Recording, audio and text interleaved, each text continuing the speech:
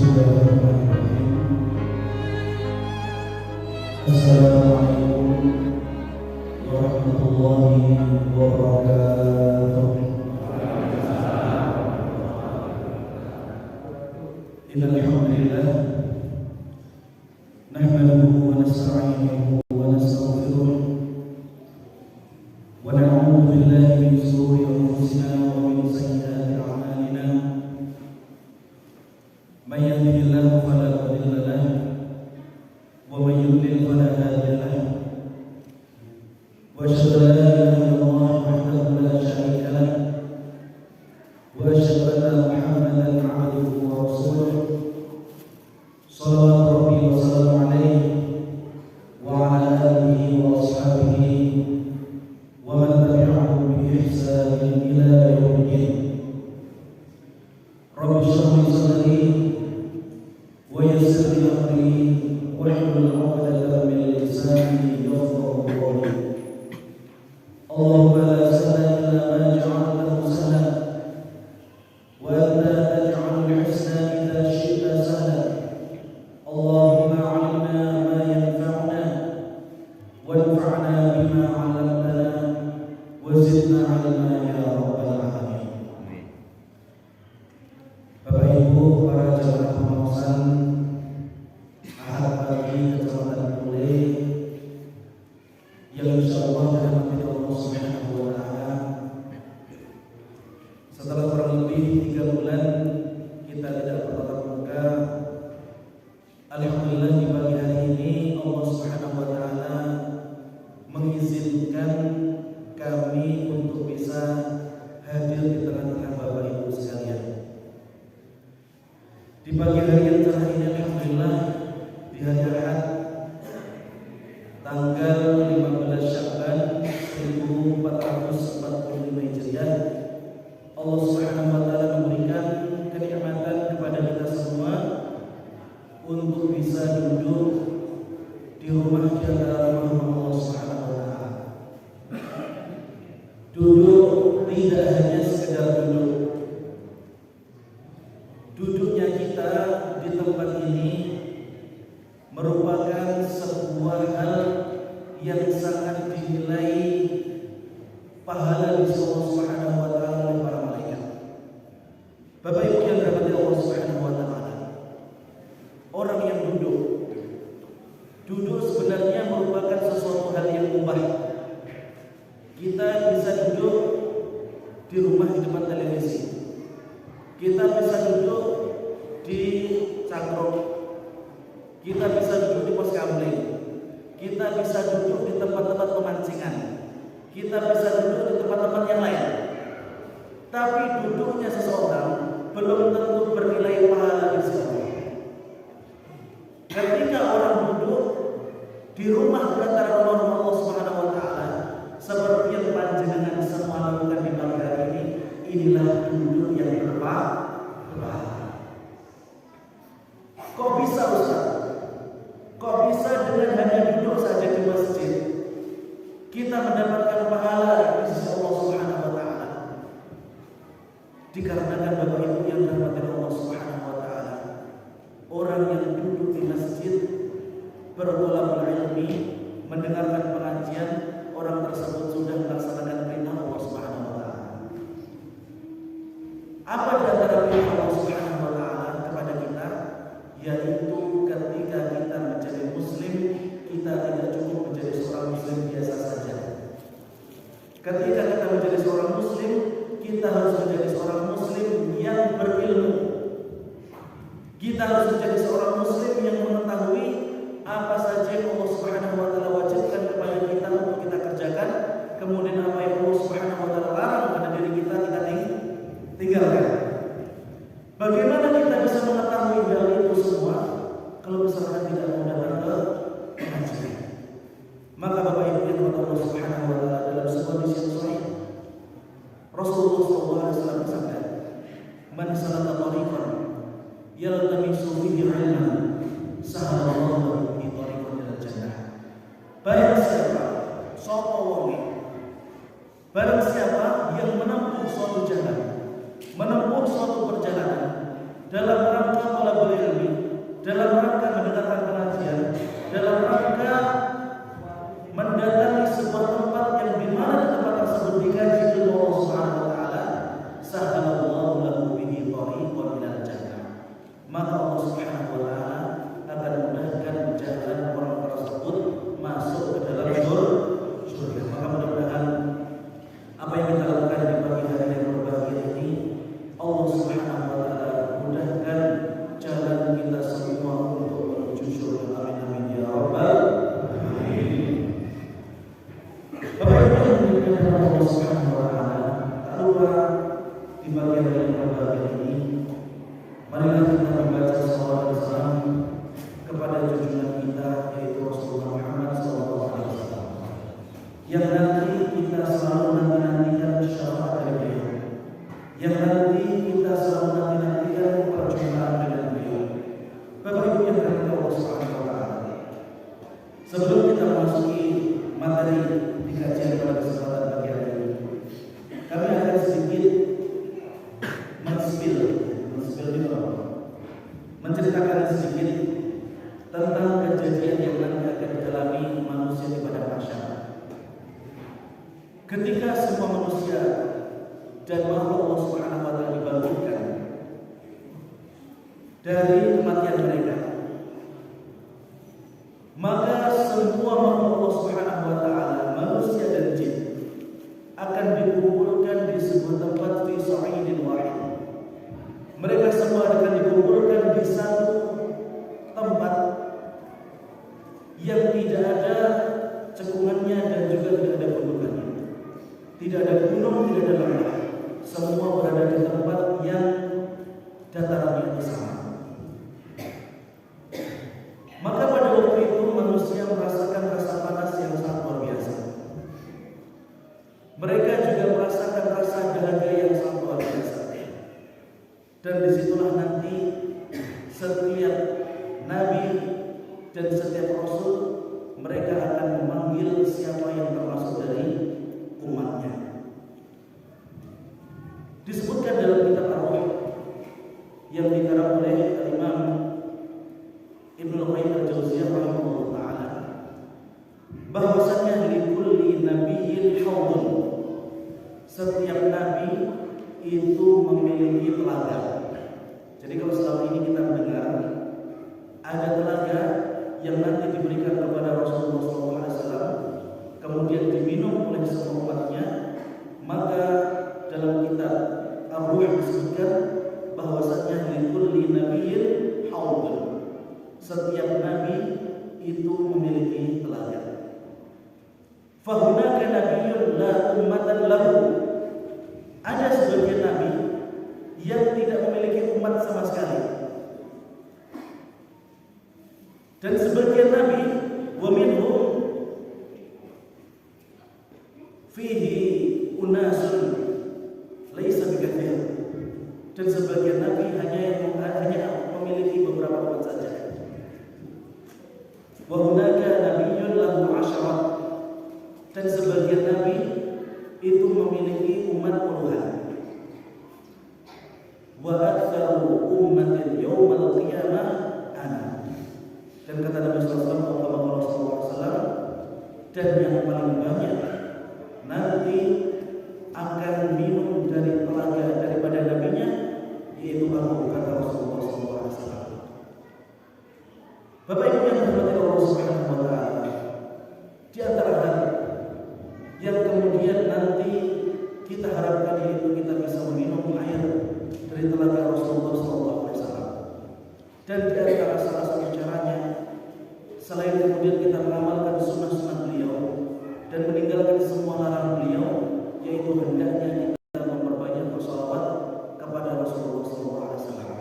Allahumma shalli ala Muhammad wa ala ali Muhammad kama shallaita ala Ibrahim wa ala ali Ibrahim innaka Hamidum Majid. Bapak Ibu yang dirahmati Allah Subhanahu wa taala, hari ini kita berada di tanggal 15 Syawal. Artinya setengah bulan lagi kita akan menemui tamu yang sangat spesial, tamu yang sangat istimewa, yang disebut sebagai bulan suci Dalam Al-Quran Allah Subhanahu wa taala menyebutkan inna 'iddatasy syuhuri 'indallahi 12 syahran fi kitabillah yauma khalaqas samawati wal arda minha arba'atun hurum. Ketika Allah Subhanahu wa taala menciptakan jumlah bulan-bulan, maka Allah menciptakan jumlah bulan dalam satu tahun itu ada 12. Ada Muharram, Safar, Rabiul Awal, Rabiul Tsani, Jumadil Awal, Jumadil Tsani, Rajab, Sya'ban, Ramadan, Syawal, Dzulqa'dah, Dzulhijjah. 4 bulan dari 12 bulan tersebut Allah Subhanahu wa taala jadikan sebagai bulan yang spesial. Dan ini disebut sebagai bulan Haram. Bulan Haram setahun itu ada 4. Apa saja itu? Dzulqa'dah, Dzulhijjah, Muharram dan Rajab. Orang yang kemudian beramal saleh dan mengagungkan 4 bulan ini, maka amal mereka juga menjadi besar. Bapak Ibu yang dirahmati Allah Subhanahu wa taala, ada satu bulan di mana lebih agung dibandingkan dengan 4 bulan tadi, yaitu Syahrullah Ramadan. Bulan Allah Subhanahu wa taala yang disebut sebagai bulan suci Ramadan. Kenapa Ustaz bulan Ramadan itu menjadi bulan yang sangat istimewa? Kenapa bulan Ramadan tersebut menjadi bulan yang sangat diagungkan oleh Allah Subhanahu wa taala? Karena satu, alasan yang pertama, karena Allah Subhanahu wa taala menurunkan Al-Qur'an pada bulan suci Ramadan.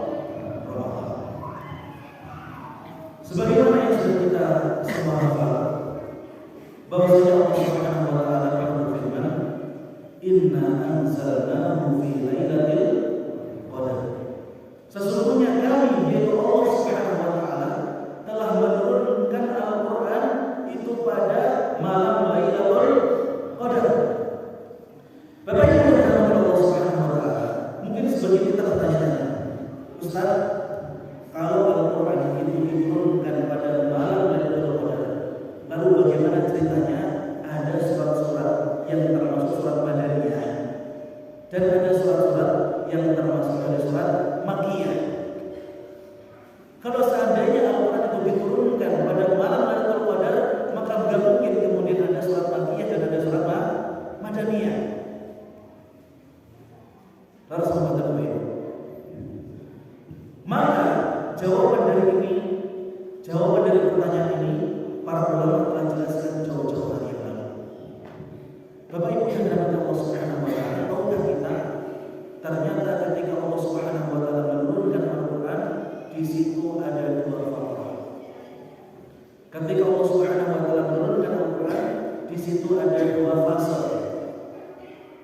Fase yang pertama, Allah Azza wa Jalla anzal Al-Qur'an ila samai dunya jumlatan wahidah, yaitu Allah Subhanahu wa taala menurunkan Al-Qur'an yang 30 juz dari surat Al-Baqarah sampai surat An-Nas, 1 kali turun langsung ke langit dunia. Tsumma unzila ila Muhammadin sallallahu alaihi wasallam mufarraqan. Kemudian Al-Qur'an tersebut diturunkan kepada Rasulullah sallallahu alaihi wasallam mufarraqan, sesuai situasi dan kondisi. Maka Bapak Ibu yang dirahmati Allah Subhanahu wa taala, bulan suci Ramadan menjadi bulan yang sangat mulia. Yang pertama sebabnya yaitu karena di dalamnya diturunkan Al-Qur'an. Termasuk pula Bapak Ibu yang dirahmati Allah Subhanahu wa taala, ketika Allah Subhanahu wa taala menjadikan bulan itu atau hari itu mulia, pasti di situ kemudian Allah Subhanahu wa taala mewajibkan suatu ibadah kepada hambanya. Saya ulang sekali lagi, jika Allah Subhanahu wa taala menganggap sebuah bulan itu menjadi bulan yang mulia, maka Allah Subhanahu wa taala pasti menjadikan suatu ibadah tertentu wajib untuk dilakukan di dalamnya. Sebagai contoh, bulan Dzulhijjah, Allah Subhanahu wa taala jadikan bulan tersebut menjadi bulan yang mulia. Salah satu sebabnya yaitu di dalamnya ada amal ibadah yang mulia juga.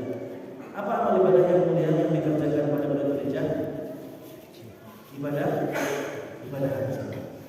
Sekaligus ibadah haji itu menjadi rukun kelima bagi kaum muslimin. Kemudian bulan suci Ramadan, Allah Subhanahu wa taala wajibkan bagi seluruh kaum muslimin untuk berpuasa di dalamnya. Dan saya yakin Bapak Ibu ketika mendengarkan materi tentang puasa, Bapak Ibu sudah pernah mendengarkan materi ini sebelumnya. Maka ketika dekat bulan Ramadan seperti ini, sudah waktunya kita untuk murojaah.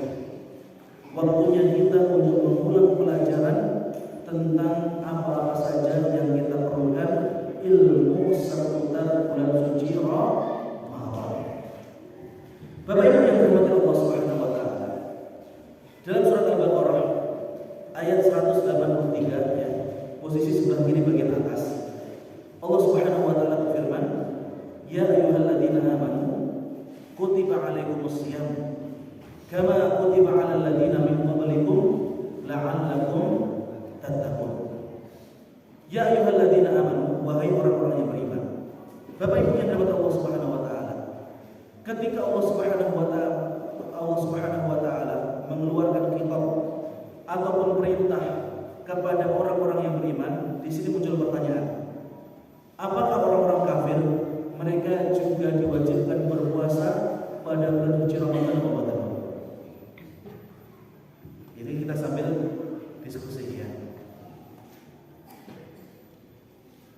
Ketika Allah Subhanahu wa taala wajibkan puasa pada bulan suci Ramadan itu wajib bagi orang-orang yang beriman, maka Allah Subhanahu wa taala wajibkan juga kepada orang kafir untuk berpuasa di Ramadan. Sinten sing jawab mboten?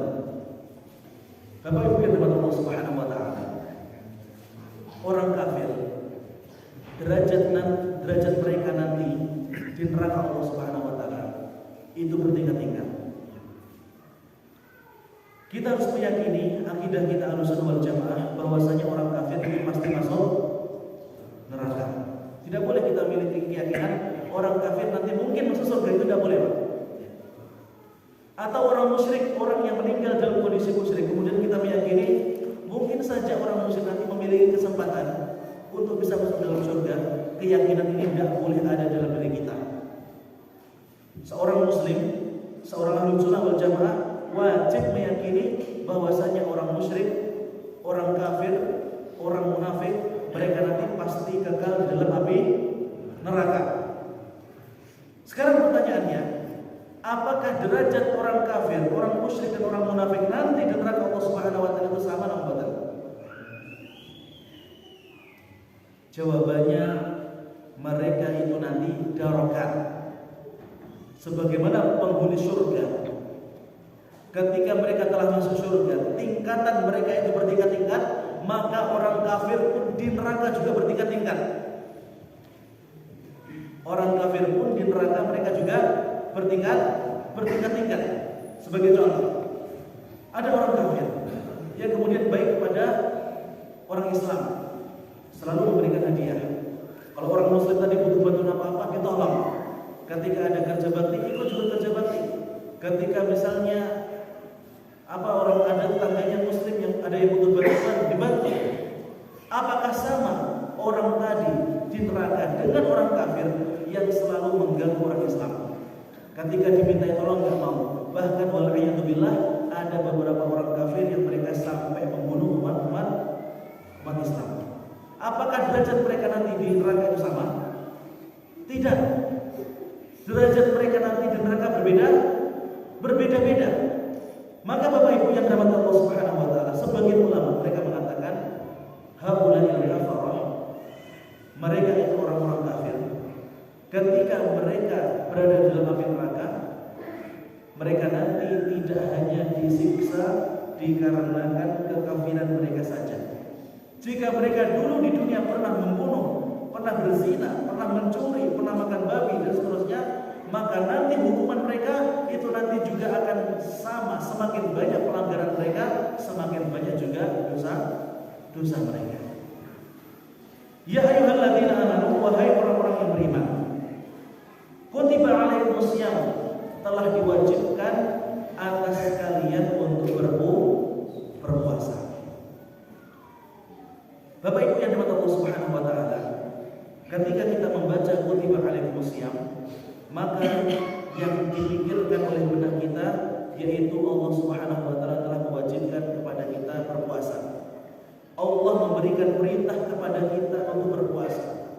Allah Subhanahu wa taala memberikan amanah kepada kita untuk melaksanakan puasa di bulan suci Ramadan. Maka Bapak Ibu, kaidah dalam agama Islam, sesuatu yang diwajibkan itu pasti akan mendatangkan pahala, dan bila ditinggalkan pasti akan mendapatkan dosa. Ma yuthabu fa'iluhu wa yu'aqibu tarikuhu. Ketika orang mengerjakan, dia akan mendapatkan pahala, dan jika dia meninggalkan, dia akan mendapatkan dosa. Maka sungguh tidak adil Allah Subhanahu wa taala jika orang yang tidak berpuasa di bulan suci Ramadan, padahal itu wajib, dia tidak memiliki uzur, kemudian sampai akhir hayatnya tidak bertaubat, kemudian orang tersebut tidak diberikan azab ataupun hukuman di negeri akhirat. Ada sebuah kisah Bapak Ibu. Dahulu Nabi SAW itu pernah bermimpi. Nabi SAW itu pernah bermimpi. Wahyul anbiya'i wahyun minallah. Dan mimpi dari para nabi dan para rasul itu merupakan wahyu dari Allah. Ya, berbeda dengan mimpi kita manusia biasa. Mimpi kita bukan wahyu. Mimpi para nabi adalah wahyu dari Allah. Sebagai contoh, ketika Nabi Ibrahim alaihissalam bermimpi untuk menyembelih putranya, perintah dari Allah Subhanahu wa taala, dan itu Allah Subhanahu wa taala bagikan dalam Al-Qur'an. Walamma balagha ma'hu sa'ya qala ya bunayya inni ara fil manami an adbahuk fanzur madza tara qala ya abati fa'al ma tu'mar satajiduni insyaallah minas sabirin. Walamma balagha ma'hu sa'ya, ketika Nabi Ismail itu sudah mencapai usia remaja, inni ara fil manami an adbahuk, wahai putraku, sesungguhnya aku melihat dalam mimpiku Allah Subhanahu wa taala memerintahkan diriku untuk membunuhmu, untuk menyembelihmu. Fanzur madza tara, maka lihatlah bagaimana pendapatmu. Kemudian Nabi Ismail menjawab, qala ya abati fa'al ma tu'mar, wahai ayahku, wahai ayahanda, if'al ma tu'mar, lakukanlah apa yang diperintahkan Allah Subhanahu wa taala kepadamu, satajiduni insyaallah minas sabirin. Sungguh engkau akan mendapati diriku nanti akan menjadi orang-orang yang sabar. Ketika Allah Subhanahu wa taala mewahyukan Nabi Ibrahim untuk menyembelih putranya dalam mimpi, itu merupakan sesuatu yang wajib untuk dilakukan. Maka kaidahnya ketika Nabi itu bermimpi, itu juga merupakan wahyu dari Allah Subhanahu wa taala. Nabi pernah bermimpi Bapak Ibu.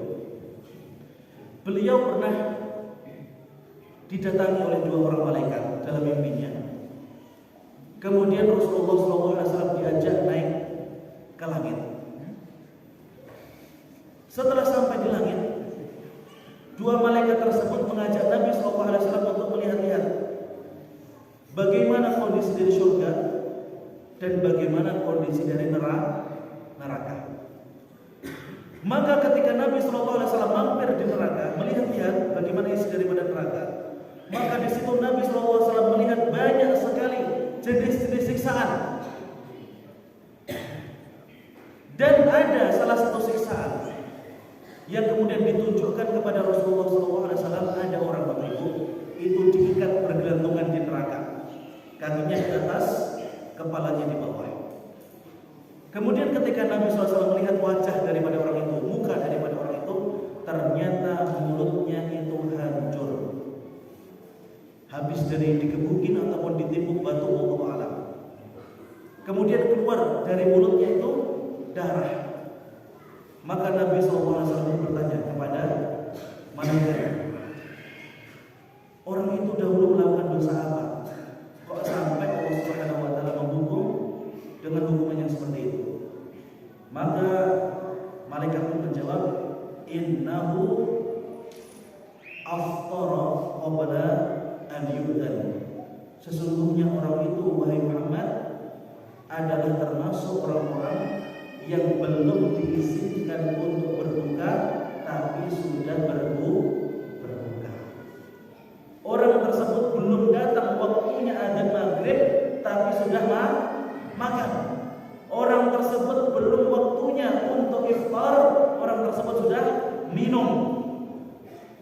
Maka balasan bagi orang-orang yang meninggalkan puasa dan meninggalkan puasa itu merupakan dosa besar, maka orang tersebut pantas untuk dihukum oleh Allah Subhanahu wa taala di yaumul qiyamah.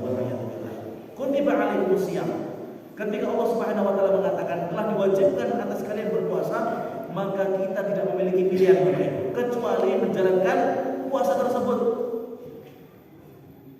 Ketika Allah mewajibkan kepada kita sebuah perintah, kita masih bisa nego kepada Allah, ya Allah, umur 1 bulan, ya Allah, setengah bulan saja. Atau ya Allah, jangan dari terbit fajar sampai terbenam matahari, ya sampai waktu zuhur saja. Kira-kira kasih sakit pun tawar kepada Bapak Ibu. Tidak bisa. Maka ketika konsekuensi tersebut pun betul sangat dipun tawar, dan ketika kita melanggar kita dapat hukuman, maka kita sebagai hamba Allah Subhanahu wa taala laisa lana khiyarun fi dzalik. Kita tidak memiliki pilihan kecuali kita menjalankan syariat dari Allah Subhanahu wa taala. Kama kutiba 'alal ladzina min qablikum, sebagaimana yang telah diwajibkan kepada orang-orang sebelum kalian. Dari potongan ayat ini kita bisa mengambil hikmah bahwasanya ternyata syariat berpuasa itu tidak hanya wajib bagi umat Rasulullah saja, tidak hanya wajib bagi umat Islam saat ini saja, akan tetapi umat-umat Nabi dan Rasul terdahulu mereka juga diwajibkan untuk berpuasa. Bahkan Bapak Ibu, di zaman dahulu itu ada yang namanya puasa boten bicara, boten ngomong. Ya. Ada puasa tidak berbicara. Mungkin kalau misalkan puasa ini tetap ada sampai zaman kita ini, kita niki abot boten. Panjenengan dari kecil sampai sekarang nanti dalam satu hari belas boten ngomong, nanti dan boten tidak pernah. Dan ini pernah ada Bapak Ibu di zaman Nabi Isa alaihissalam. Dahulu ketika Maryam, ibunya Nabi Isa itu hamil tanpa suami, ya. Jadi ibunda Maryam itu hamil dengan tanpa seorang suami. Ya. Allah Subhanahu wa taala meniupkan langsung ruh ke dalam perut daripada ibunda Maryam. Kemudian semua masyarakat pada waktu itu menuduh Maryam ini seorang wanita pezina. Maka Allah Subhanahu wa taala memberikan ilham kepada Maryam, wahai Maryam, jangan engkau, ini merupakan wahyu dari Allah yang kemudian disampaikan oleh malaikat mengatakan, wahai Maryam, seandainya nanti ada orang yang bertanya kepadamu dari mana datangnya anaknya ini, maka jangan mengucapkan apa-apa. Pada hari itu engkau berpuasa saja. Maka Maryam pun menyetujui apa yang dikatakan oleh malaikat tadi. Dan ketika Maryam menggendong anak kecil, kemudian berjalan di sekitar masyarakat, ketika lewat di pasar Bapak Ibu, Maryam pun dituduh sebagai seorang pezina. Kenapa? Karena seorang wanita tidak memiliki suami tiba-tiba hamil, tidak memiliki suami tiba-tiba menggendong anak kecil. Ketika ditanya, wahai Maryam, siapa anak itu? Kemudian ada orang yang mengatakan, wahai Maryam, engkau ini dulu seorang soleha, ternyata engkau adalah seorang wanita pelacur. Banyak orang yang menuduh tuduhan yang tidak baik kepada ibunda Maryam. Maka ibunda Maryam pun menunjuk kepada anak kecil yang digendong tadi anaknya, fa asyarat ilaihi. Ini kalimat yang ini Allah Subhanahu wa taala abadikan dalam Al-Qur'an. Fa asyarat ilaihi. Ibunda Maryam pun menunjuk kepada anak tadi. Ya. Kemudian ternyata Bapak Ibu, setelah anak kecil tadi ditunjuk, apa yang dilakukan anak kecil tadi? Ternyata anak kecil tadi langsung bisa berbicara. Padahal anak ini adalah anak newborn. Apa itu newborn? Anak kecil yang baru lahir dari 0 bulan sampai berapa? 6 bulan ya. Dari 0 bulan sampai 6 bulan. Ditunjuk anak kecil tadi. Kemudian anak kecil tadi bisa berbicara. Qala inni 'abdullah ataniyal kitaba wa ja'alani nabiyya. Ya. Anak kecil tadi setelah ditunjuk oleh ibunya bisa berbicara. Ini Abdullah, saya adalah hamba Allah Subhanahu wa taala. Ataniyal kitab, yang nanti Allah Subhanahu wa taala akan memberikan kitab kepadaku. Wa ja'alani nabiyya, dan aku juga nanti akan dijadikan nabi oleh Allah Subhanahu wa taala. Bahkan Bapak Ibu, satu-satunya nabi yang sudah tahu bahwasanya dirinya nabi sejak lahir yaitu Nabi Isa alaihissalam. Rasulullah SAW tahu bahwasanya beliau diangkat menjadi nabi dan menjadi rasul saat umurnya berapa? 40 tahun. Nabi Isa semenjak lahir sudah tahu bahwasanya dirinya akan menjadi seorang nabi. Maka dahulu ada jenis-jenis puasa Bapak Ibu, puasa buatan kita menawi panjenengan dipun wajib nih dari terbit fajar sampai maghrib buatan ngomong siang nambotan giat nambotan sampun jajal apa derek jajal. Allah Maha Adil. Allah Maha tahu kalau kita tidak mampu. Ketika kita tidak mampu kemudian Allah wajibkan kepada kita, itu merupakan sebuah kezaliman. Saya ulangi sekali lagi. Kalau Allah tahu kita tidak mampu, kemudian Allah wajibkan kepada kita, maka itu bukan merupakan bentuk keadilan Allah Subhanahu wa taala. Artinya, setiap syariat yang Allah Subhanahu wa taala wajibkan kepada kita, Allah tahu kalau kita mampu. Maka kalau misalkan ada orang alasan, Ustaz saya tidak puasa gara-gara saya tidak mampu, ngaku sih.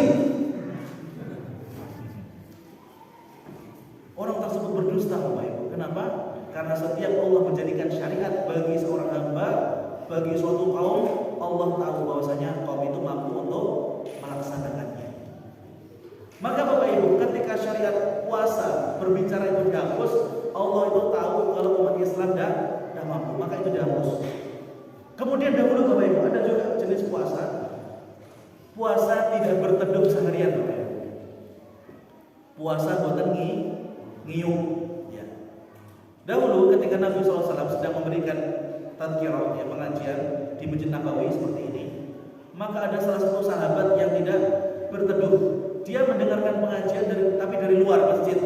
Kemudian sambil lihat, sambil nengok-nengok di luar masjid, kemudian ditanya, apa yang orang itu lakukan? Wahai Rasulullah, sesungguhnya orang tersebut sedang berpuasa. Apa puasanya? Yaitu tidak berteduh. Ya.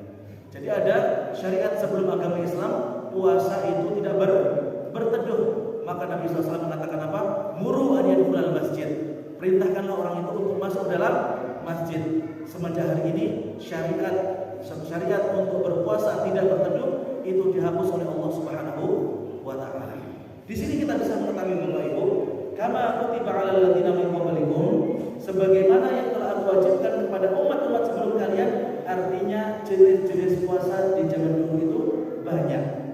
Dan puasa yang diwajibkan Allah Subhanahu wa taala kepada kita umat Islam yaitu tinggal tidak makan, tidak minum, tidak mengerjakan hal yang membatalkan puasa dari terbit fajar sampai terbenam matahari. La'allakum tattaqun, agar kalian menjadi orang-orang yang bertakwa. Ya.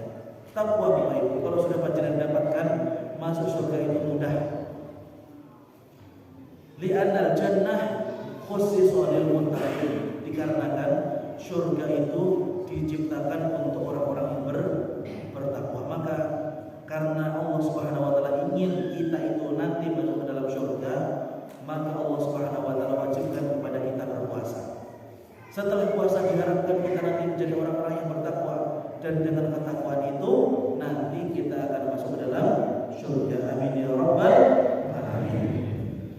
Baik Bapak Ibu yang Allah Subhanahu wa taala, kita akan memulai membahas amalan-amalan apa saja yang kemudian berhubungan dengan bulan suci Ramadan, ataupun amalan-amalan yang erat kaitannya dengan puasa pada bulan suci Ramadan. Yang pertama, yaitu ketika orang akan berpuasa di bulan suci Ramadan, maka dia wajib berniat. Dia wajib apa? Berniat. Bapak Ibu yang dirahmati Allah Subhanahu wa taala, kita harus bedakan antara puasa wajib dengan puasa sunnah. puasa sunnah kita boleh berniat di waktu pagi walaupun matahari udah tinggi, ataupun kita berniat di siang hari boleh, tidak apa-apa. Sebagai contoh misalnya, panjenengan ajeng sarapan jam pinten Pak, sarapan biasa nih Pak. Yang boleh sarapan biasa jam pinten Pak? Jam 6, jam 7. Napa mboten nate sarapan? Jam 6. Yang boleh biasa dipun sarapan jam 6. Ternyata setelah panjenengan buka iring, kosong, tidak ada nasi, tidak ada lauk.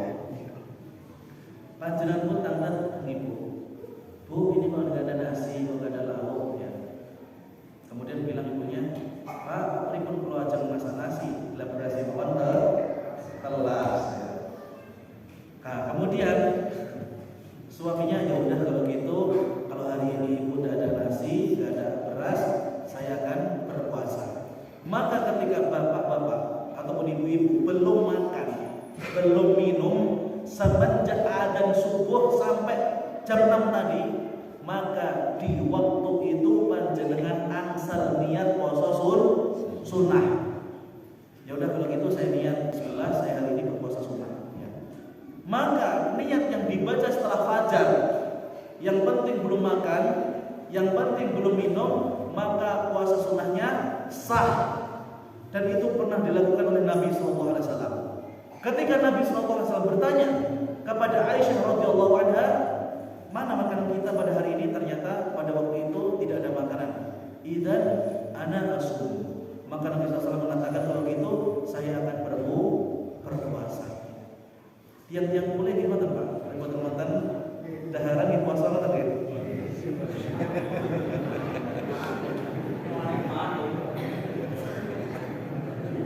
Niat puasa nama mereka itu Pak Ibu.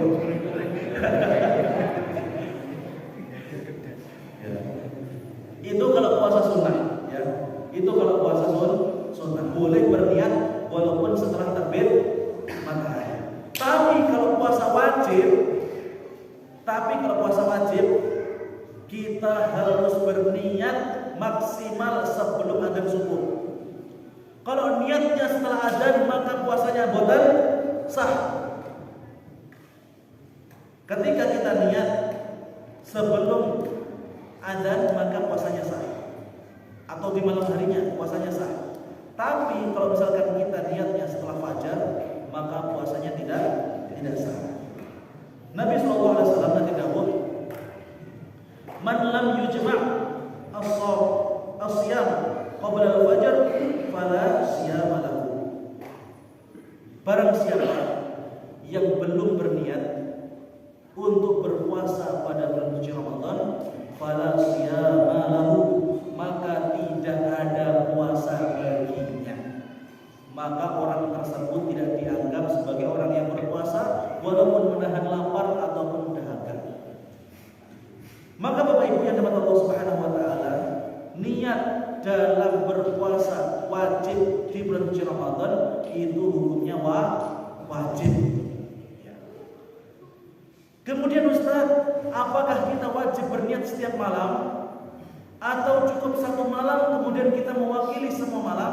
Maka di sini para ulama berbeda pendapat. Sebagian ulama mengatakan ketika panjenengan di malam pertama bulan suci Ramadan kemudian mengucapkan, ya Allah saya niat puasa Ramadan sebulan full. Sebagian ulama mengatakan boleh seperti itu. Niatnya dipun rangkap.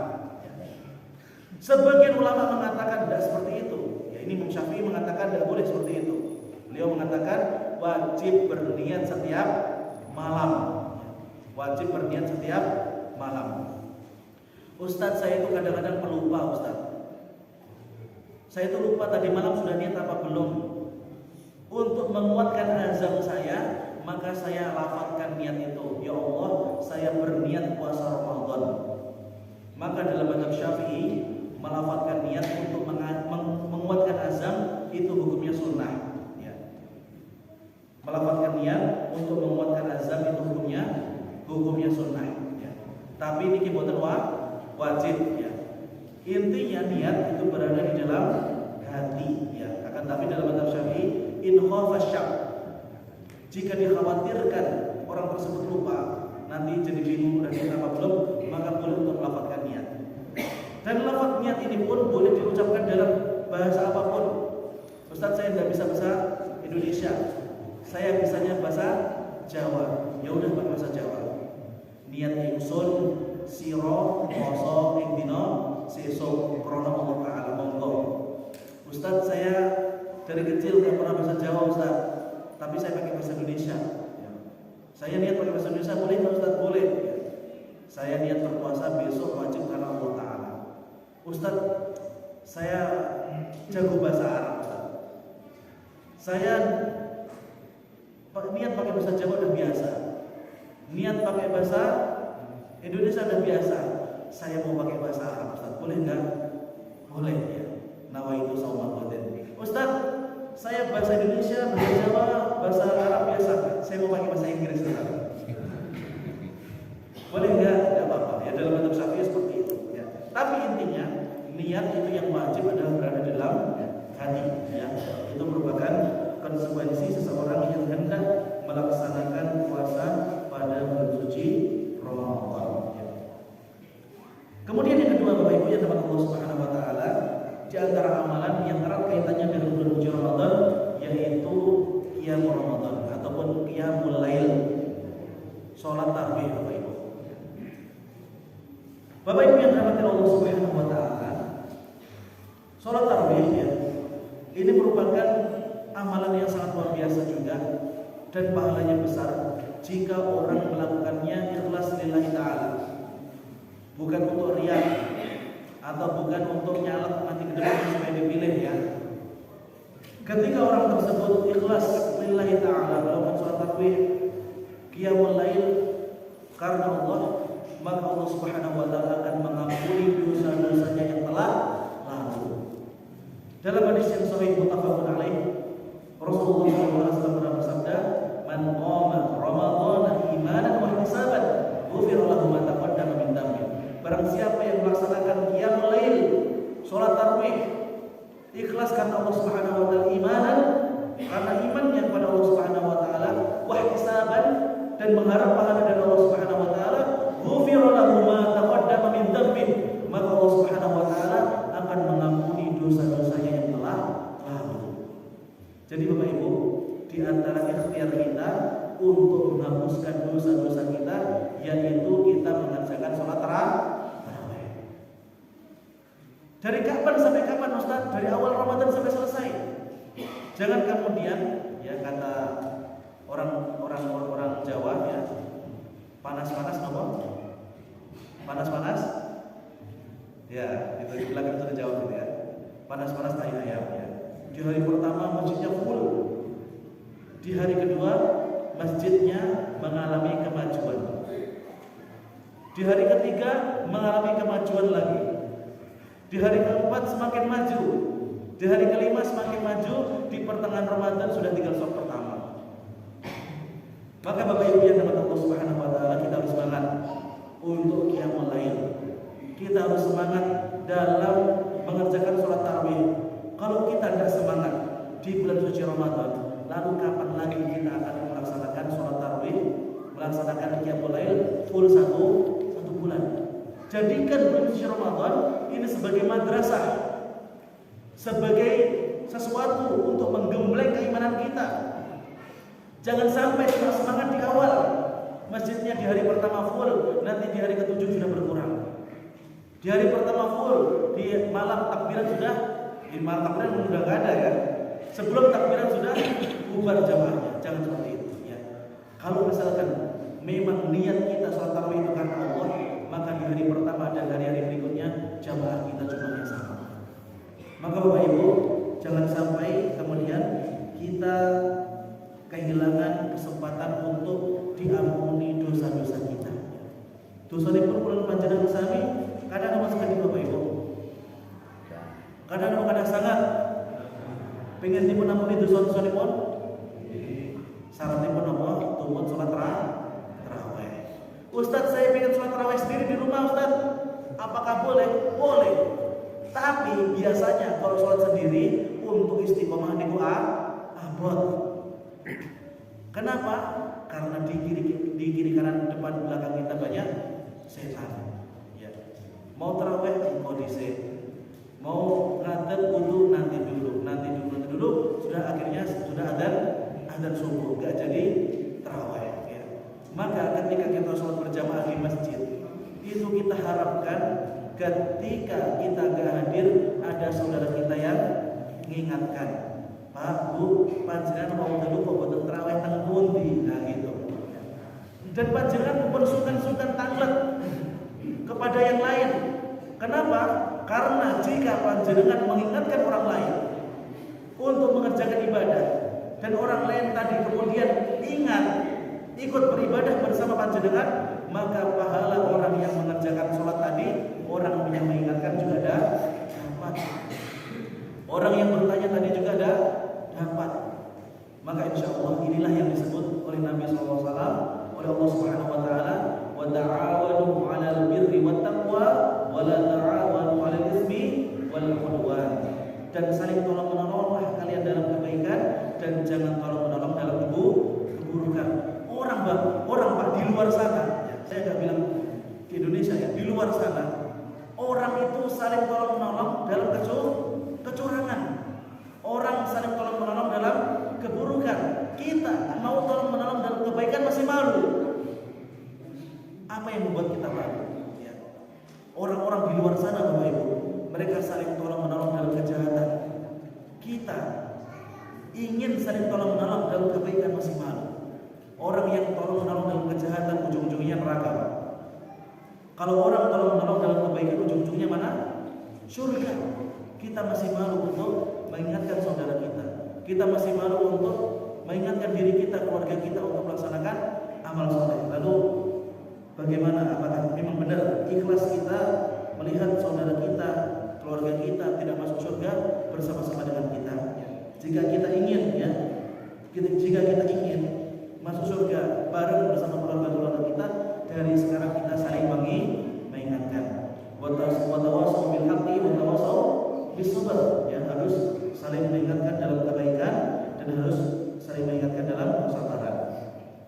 Kemudian Bapak Ibu yang dirahmati Allah Subhanahu wa taala, yang berikutnya, yang ketiga, yaitu hendaknya kita makan sahur.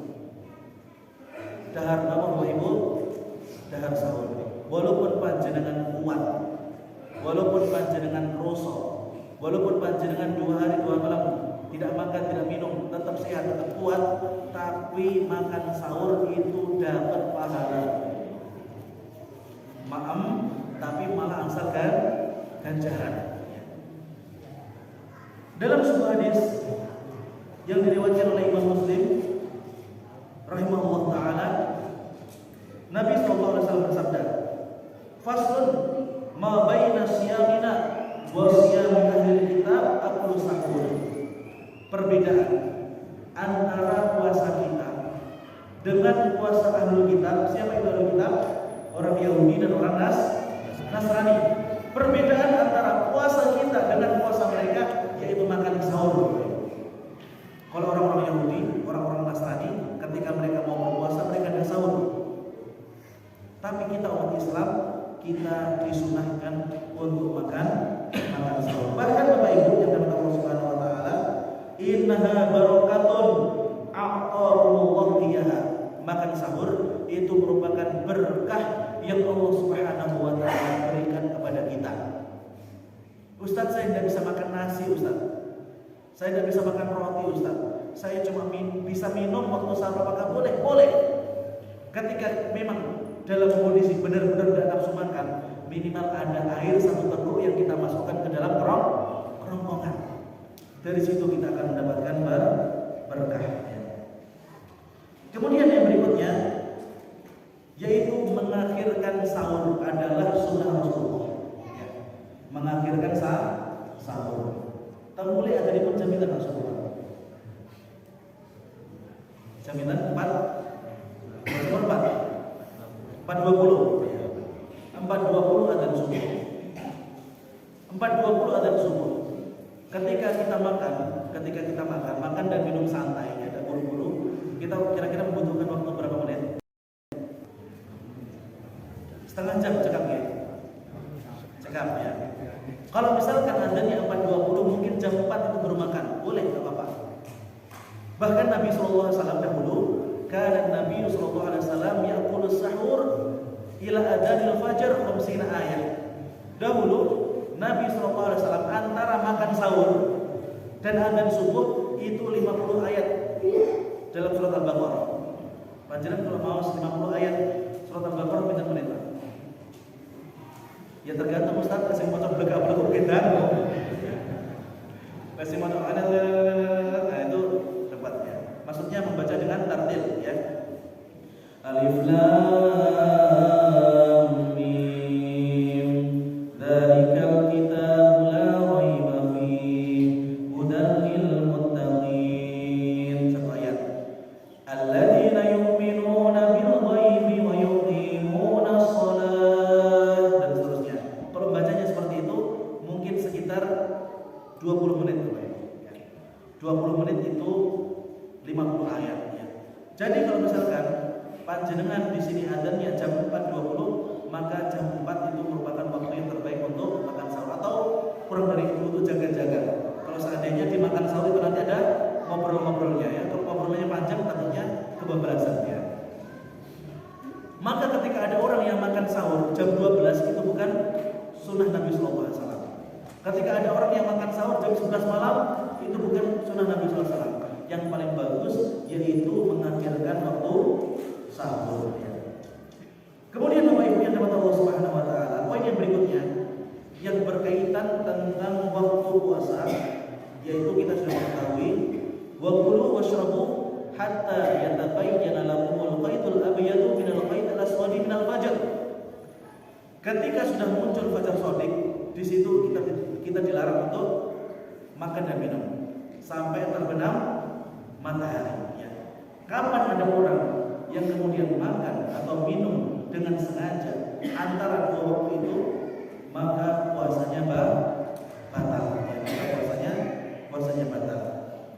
Kemudian Bapak Ibu yang dirahmati Allah Subhanahu wa taala, apa saja kira-kira yang membatalkan puasa ya? Apa saja yang membatalkan puasa? Satu ya, makan dan minum dengan disengaja.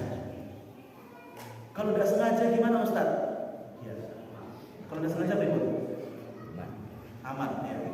Nah biasanya ketika kita lupa itu ketika di awal-awal Ramadan ya.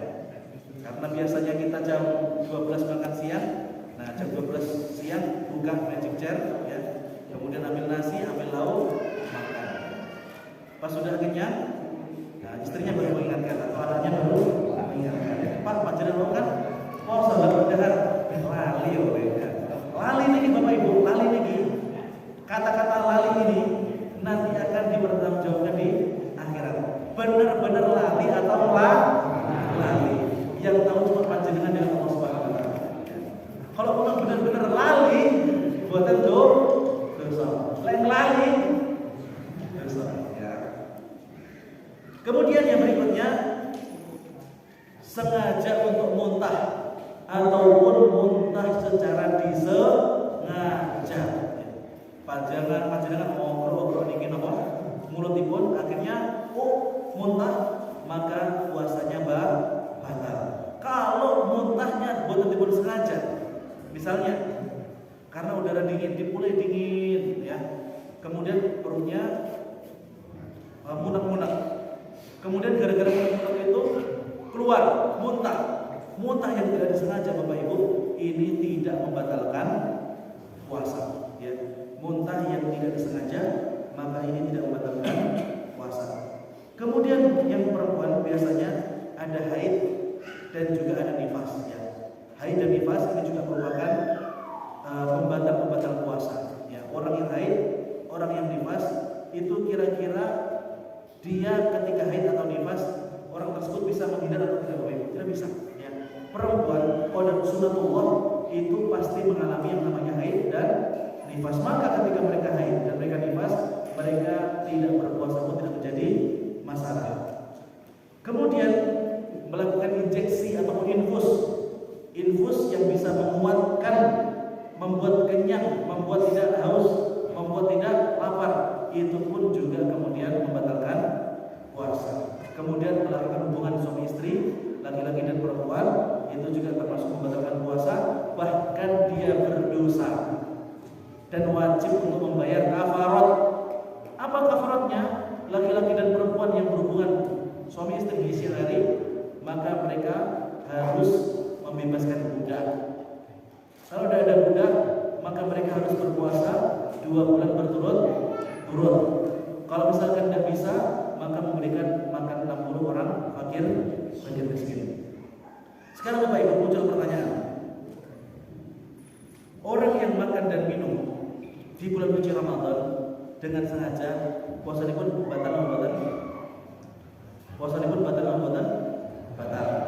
Sekarang saya tanya, istilah batal ini kemudian ketika kita bawa ke bahasa Jawa, itu kita istilahkan dengan apa? Mokel. Saya akan menggunakan kosakata ini untuk mempermudah. Ketika datang bulan suci Ramadan, kemudian ada orang yang sengaja mokel jam sedoso. Dosa apa betul? Dosa. Jelas. Ini si A. Kemudian ada si B, Bapak Ibu. Orang tersebut mokel jam 10 dan jam 4 sore. Kira-kira si A dan si B dosanipun sami napa? Si A mokel jam 10 pagi. Si B mokel jam 10 pagi dan jam 4 sore. Kinten-kinten tiang punika dosanipun sami napa mboten? Nah, ada yang bilang sami, ada yang bilang mboten. Yang bilang sami coba siapa angkat tangan? Tidak angkat tangan. Yang bilang mboten siapa coba angkat tangan? Ya. Jawaban yang benar Bapak Ibu, orang yang mokel di jam 10, orang tersebut tetap wajib untuk melanjutkan puasanya sampai sore. Tapi orang tersebut dianggap sebagai orang yang tidak berpuasa dan dia wajib untuk mengqadha di waktu yang lain. Seandainya orang tersebut makan di jam 10 kemudian tidak melanjutkan puasa sampai sore, artinya dia makan lagi jam 4 sore, maka dosanya di sisi Allah Subhanahu wa taala berbeda. Kata para ulama apa? Huwa la yahtarim hurmata syahrul Ramadan. Kata para ulama, huwa la yahtarim hurmata syahrul Ramadan. Orang tersebut tidak menghargai kemuliaan bulan suci Ramadan, maka dosa mereka itu beda.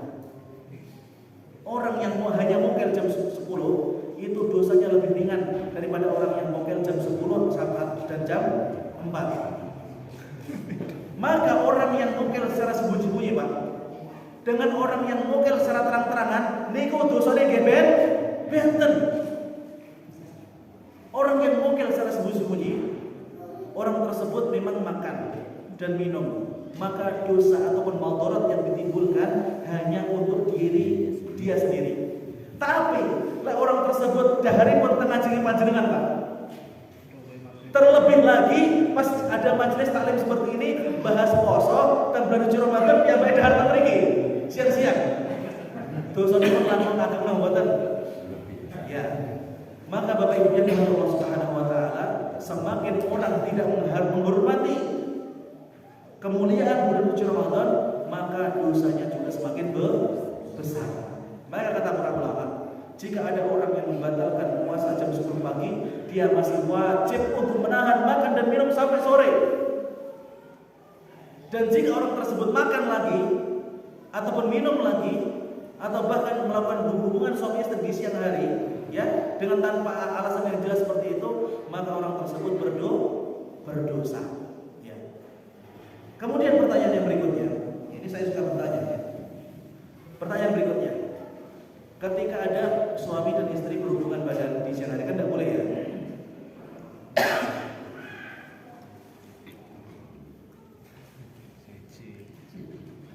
Kemudian ada seorang istri yang ternyata dipaksa suaminya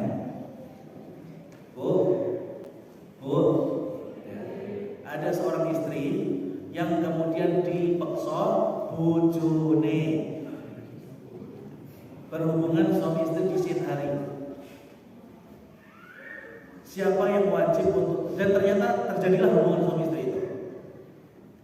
Sekarang pertanyaannya, siapa yang kira-kira wajib untuk membayar kafarat? Istrikah atau suamikah atau dua-duanya? Bojone maksa bojone ya. Suami memaksa istrinya untuk berhubungan suami istri di siang hari pada bulan suci Ramadan. Yang dosa siapa bu? Istri atau suami bu? Atau dua-duanya bu? Dipaksa bu? Dilalah bojone jenenge go wedi jeneng alit. Digujar dan apa-apa bu? Sing dosa sinten? Suami Pak. Yang suami bilang dua-duanya. Bapak Ibu yang dapat Allah Subhanahu wa taala, saya akan berikan sebuah kaidah. Sesuatu yang kita tidak bisa terlepas darinya, ataupun sesuatu yang kita dipaksa sementara hati kita gak ridho dan jasad kita juga gak bisa melawan, maka dalam kondisi itu kita tidak berdosa. Maka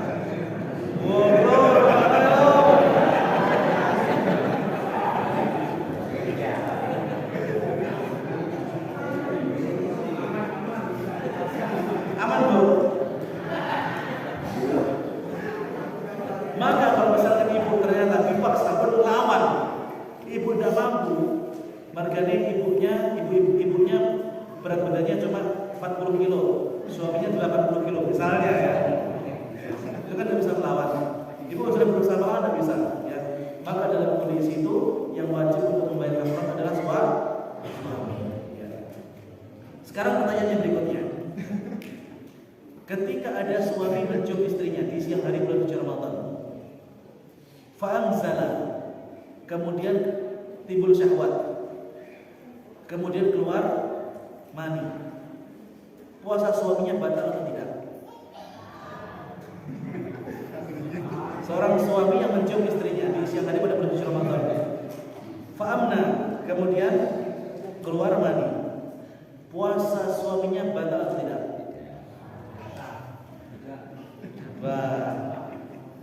Batal atau tidak? Bapak Ibu yang dirahmati Allah Subhanahu wa taala, keluarnya mani dengan disengaja itu min mubtilatis siyam, termasuk daripada sesuatu yang membatalkan puasa. Maka jika ada suami yang kemudian dengan mencium istrinya, bermesra-mesraan dengan istrinya, kemudian timbul syahwat dan keluar mani, maka pada hari itu puasanya batal. Hati-hati dia memiliki istri ya. Di sini nggak ada istri standar Pak. Maka kalau misalkan bapak-bapak ibu-ibu dikhawatirkan timbul syahwat, kemudian keluar mani, maka diharamkan bercumbu rayu di siang hari. Tapi lek panjenengan saged jamin Ustaz, saya jadi jaminan 100% tidak mungkin keluar ya. Panjenengan mencium tidak menjadi masalah. Bapak Ibu yang dirahmati Allah Subhanahu wa taala, sekarang muncul pertanyaan, ada pengantin baru. Di sini ada pengantin baru. Ada pengantin baru. Kemudian salah satu hal yang kemudian diperbolehkan seseorang tidak berpuasa yaitu ketika orang tersebut sedang safar. Ketika orang safar Bapak Ibu, dia boleh untuk tidak berpuasa. Berapa batas minimal orang yang bersafar? Kata para ulama, 4 fasaqah. 4 fasaqah ya. Satu fasaqahnya kurang lebih sekitar 20 km ya. Jadi kalau misalkan 4 fasaqah 20 kali 4 berapa? 80 km. Jadi kalau misalkan panjenengan sedang safar 80 km, 80 km itu sakit Trenggalek bagi putih Pak. Milo. Mulai ke diri ya. Kalau Trenggalek kota enggak ke diri direct. Belum. Kediri utara atau kedirinya timur bisa jadi ya. Kediri utara ya. Katakanlah ke Jombang lah ya. Jombang pasti ya aman ya. Aman. Safar dari Trenggalek ke Jombang itu sudah boleh untuk menjamak sholat, mempuasa sholat, dan juga boleh untuk tidak berpuasa. Sekarang ada pengantin baru yang benar-benar tidak tahan nih, karena namanya juga pengantin baru.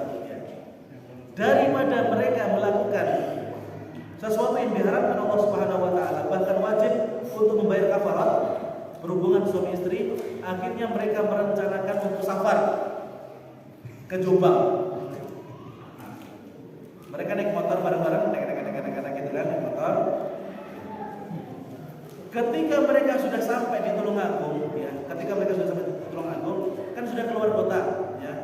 Maka dari situ mereka dihukumi sebagai seorang musafir, ya. Mereka dihukumi sebagai seorang musafir. Maka dari situ mereka kemudian boleh mampir kemana? Ke hotel, ya. Kemudian menyelesaikan hajat yang ingin mereka selesaikan tadi. Tapi setelah mereka selesai, ketika sudah mereka berada di Tulungagung ataupun di Kediri, mereka tetap wajib untuk melanjutkan safarnya kemana? Ke Jombang. Tidak boleh kemudian, sudah selesai ya di Tulungagung, balik lagi ke Trenggalek, tidak boleh. Ya, batal puasanya dan wajib untuk mengganti dengan kafarat. Ya.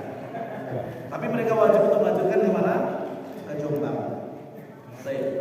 Bapak Ibu yang dirahmati Allah Subhanahu Wa Taala, kita lanjut. Perkara-perkara yang memungkinkan untuk mengurangi pahala puasa ataupun bahkan menghilangkan pahala puasa itu sama sekali. Di antaranya apa? Yaitu berkata bohong ataupun suka berdusta, suka ngapusi, ya. Berdusta Bapak Ibu di luar bulan suci Ramadan pun sebenarnya berdosa. Tapi ketika dilakukan pada saat puasa bisa mengurangi pahala puasa. Dalam sebuah hadis disebutkan, man lam yada' qaula zur wal 'amila bihi falaysa lillahi hajatun bi an yada' ta'amahu aw syarabahu. Sapa wong sing ora iso ninggal ning ngapusi ataupun semua perbuatan yang menjurus kepada ngapusi itu, maka Allah Subhanahu Wa Taala boten butuh terhadap puasa dari orang tersebut. Jadi walaupun orang itu menahan lapar, menahan haus, jika masih sering menipu, sering ngapusi, maka di sisi Allah Subhanahu Wa Taala orang tersebut boten asal ganjaran. Kemudian juga berbuat kesia-siaan Bapak Ibu, ya, ataupun kejahatan. Allah Subhanahu Wa Taala tidak mau menerima orang puasa orang tersebut. Ya, sebagaimana sabda Rasulullah SAW, laisa siyamu minal akli wasyurbi, innama siyamu minal lagwi warrafathi. Ya. Sesungguhnya puasa itu tidak hanya menahan lapar dan dahaga, akan tapi dia juga harus meninggalkan sesuatu yang sia-sia. Contohnya pun apa? Judi, adu jago, dan lain sebagainya juga harus ditinggalkan. Termasuk rafath, berkata kotor ataupun miso. Ya. Yang belum bisa meninggalkan miso di bulan Sya'ban ini, monggo dipun kurangi sekedip ya. Kata-kata yang kotor mulai ditinggalkan ya. Kemudian berikutnya dari Allah Subhanahu Wa Taala. Sekarang muncul pertanyaan. Orang yang sedang mimpi basah ataupun junub ataupun pada malam harinya sudah melakukan hubungan suami istri. Ternyata ketika melihat jam sudah jam 4:10. Adzannya mulai jam 4:20. Artinya tinggal 10 menit lagi. Kalau mereka mandi, maka tidak sahur. Tapi kalau mereka sahur, mereka tidak mandi. Mana yang harus didahulukan? Mandi atau sahur? Mandi atau sahur? Sahur atau mandi? Betul. Yang didahulukan sahur.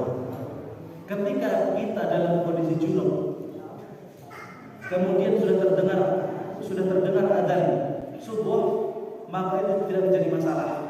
Setelah adzan baru mandi.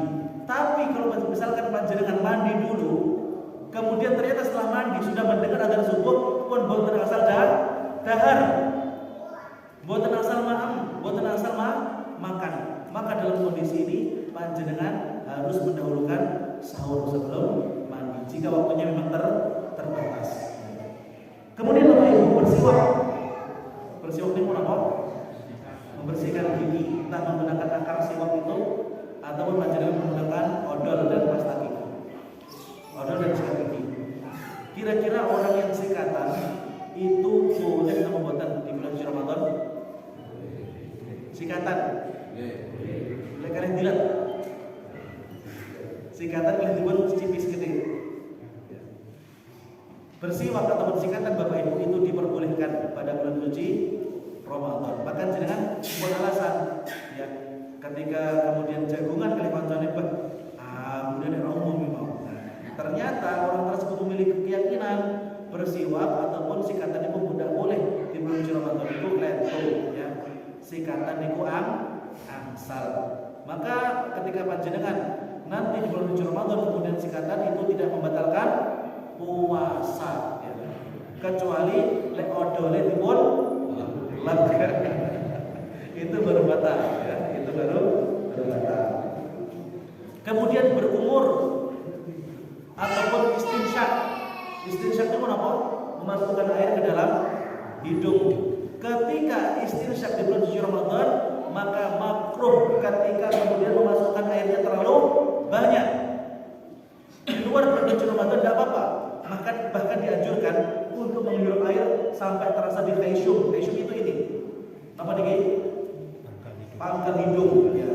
Disunahkan dalam ketika panjenengan berwudu itu menghirup air sampai terasa di sini. Itu ketika di luar bulan suci Ramadan. Kalau datang bulan suci Ramadan dan panjenengan berpuasa, maka makruh hukumnya menghirup air terlalu banyak ya. Jadi nanti ketika panjenengan berkumur kemudian memasukkan air ke dalam hidung secukupnya. Jangan sampai panjenengan berkumur yang masuk ke dalam mulut itu 3, yang keluar cuma 1. Yang kedua kemana? Wallahu a'lam. Tidak tahu tadi lek atau di mana ya. Kemudian yang berikutnya injeksi yang bukan makanan ya. Sebagai contoh, orang yang sedang diabetes ataupun punya penyakit gula, maka dia setiap beberapa jam sekali wajib disuntik insulin ya. Kalau misalkan tidak disuntik nanti bahaya. Maka suntik insulin itu Bapak Ibu itu tidak membatalkan puasa ya. Jadi kalau misalkan panjenengan atau ada sebagian kita kemudian tidak berpuasa dikarenakan punya penyakit gula, nah ini salah ya. Penyakit gula itu tidak menyebabkan seseorang gugur kewajibannya untuk berpuasa. Tetap wajib untuk berpuasa. Nanti ketika sudah saatnya untuk nyuntik, tidak apa-apa disuntik karena itu tidak membatalkan puasa. Kemudian yang berikutnya berbekam ya. Ini berada di ranah khilafiyah di sebagian ulama. Sebagian ulama mengatakan berbekam itu membatalkan puasa dan sebagian yang lain mengatakan tidak. Ada sebuah hadis yang berbunyi seperti ini. Al-hajim wal mahjum faqad aftara. Barang siapa yang berbekam ataupun dibekam, maka sejatinya mereka berdua telah berbuka. Gimana caranya orang yang membekam juga ikut berbuka? Maka sebagian ulama mereka mengkiaskan bahwasanya berbekam ketika berpuasa itu hukumnya makruh. Kenapa? Karena biasanya ketika orang boten dahar dikula lemas, ketika dikeluarkan darahnya dikhawatirkan nanti dia tambah lemas bahkan pingsan ya. Kemudian yang berikutnya mencicipi makanan. Ya ini ibu-ibu biasanya Bu. Ketika panjenengan di bulan Ramadan kemudian panjenengan masakan ibu panjenengan jangan cicipi membuatan. Jangan tilihin membuatan. Ditilihin membuatan Bu. Buatan layak asin kadang-kadang. Bapak Ibu yang dirahmati Allah Subhanahu wa taala, mencicipi makanan walaupun panjenengan puasa ini boleh. Yang penting setelah nyicipi sabun krosok dipun lepeh.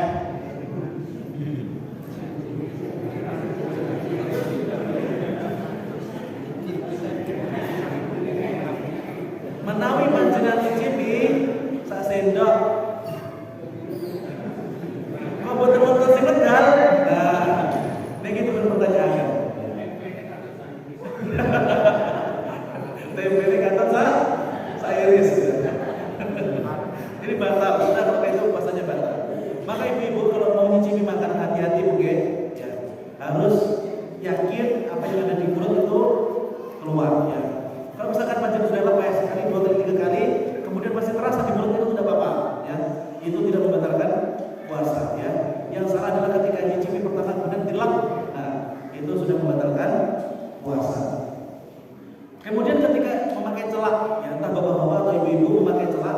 itu membatalkan puasa atau batal?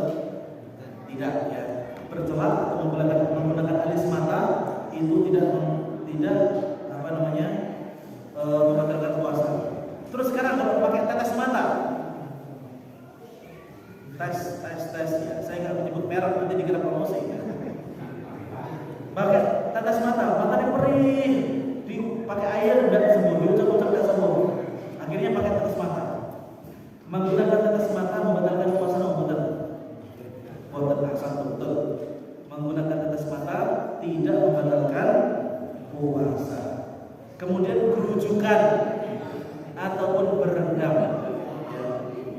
Kerujukan ataupun berendam ini tidak membatalkan puasa. Kalau rendam Ustaz, renang membatalkan puasa atau batal? Kalau panjenengan benar tak jago renang, saya sarankan berenang. Kenapa? Karena kalau belum jago renang, biasanya sambil ketika menyelam sambil minum itu baru batal ya. Tapi kalau panjenengan pro, saya yakin 100% tidak ada air yang masuk ya, maka ya tidak jadi masalah ya. Orang-orang yang diperbolehkan untuk tidak berpuasa siapa mohon? Satu, orang musafir ya. Seperti yang sudah kita sebutkan tadi, seorang musafir, orang yang melakukan sebuah perjalanan dari Trenggalek ke Mojokerto ataupun ke Jombang ataupun ke Lumajang ataupun ke Jogja ataupun ke Wonogiri ya. Itu kemudian mereka tidak wajib untuk berpuasa. Kalau mereka tidak mau berpuasa Ustaz, apakah boleh? Asal betul atau ibu? Boleh ya, tidak apa-apa ya. Jadi di situ ada pilihan. Allah memberikan rukhsah, terserah panjenengan mau ambil atau tidak. Tapi kalau misalkan safarnya itu terlalu jauh, ya misalnya dari Jeddah ke Surabaya misalnya, atau dari Surabaya ke Papua kan jauh ya. Maka ketika panjenengan terasa ada masyarakat yang kesulitan, maka di sini dianjurkan untuk berbuka saja, tidak apa-apa berbuka, kemudian nanti diganti di waktu yang akan datang. Kemudian orang yang sakit, Ustaz, ada yang sakit Ustaz.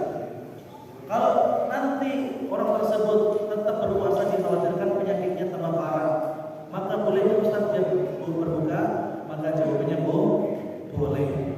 Tapi tidak semua penyakit itu boleh untuk berbuka. Kalau penyakit panu, penyakit kutil misalnya, sakit mata berbuka boleh nggak? Nggak boleh. Apa hubungannya mata dengan perut? Ataupun misalnya saya sakit Ustaz, apa sakitnya?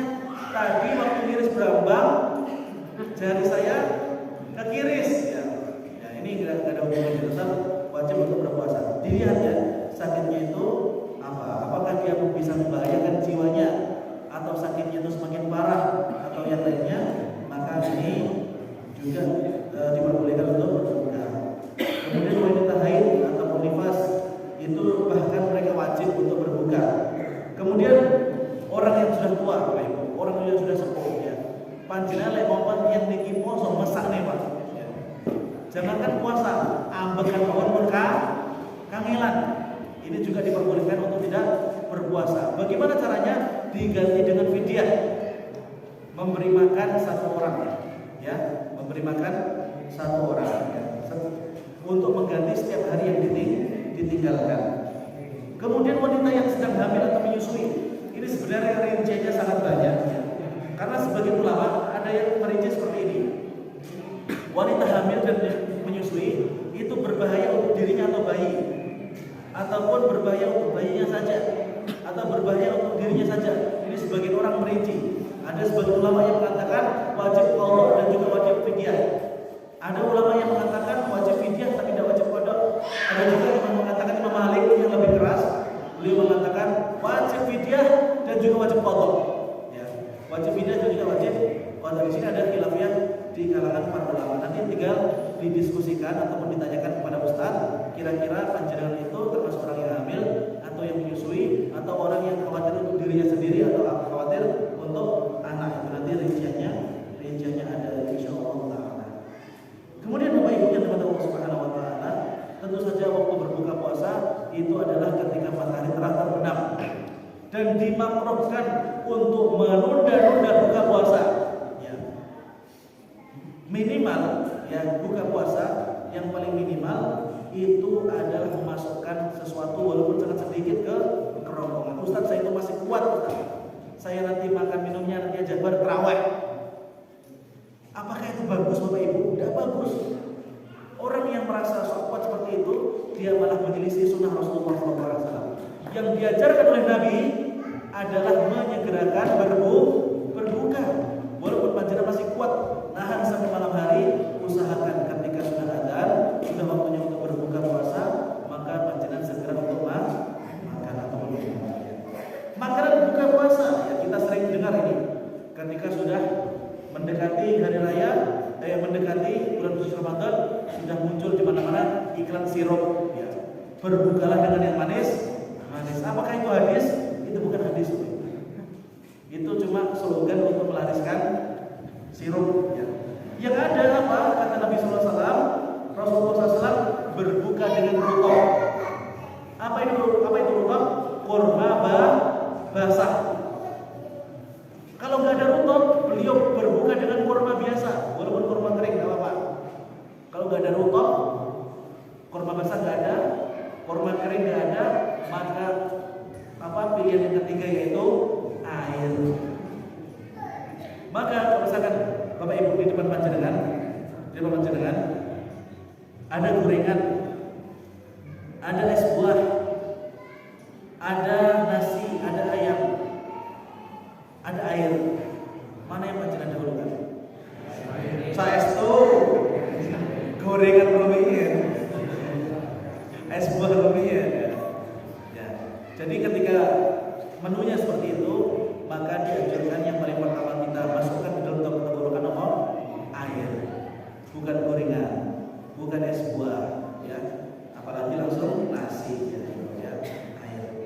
Kemudian bacaan ketika berbuka apa Ustaz? Semua doa boleh kita baca untuk menjelang buka puasa.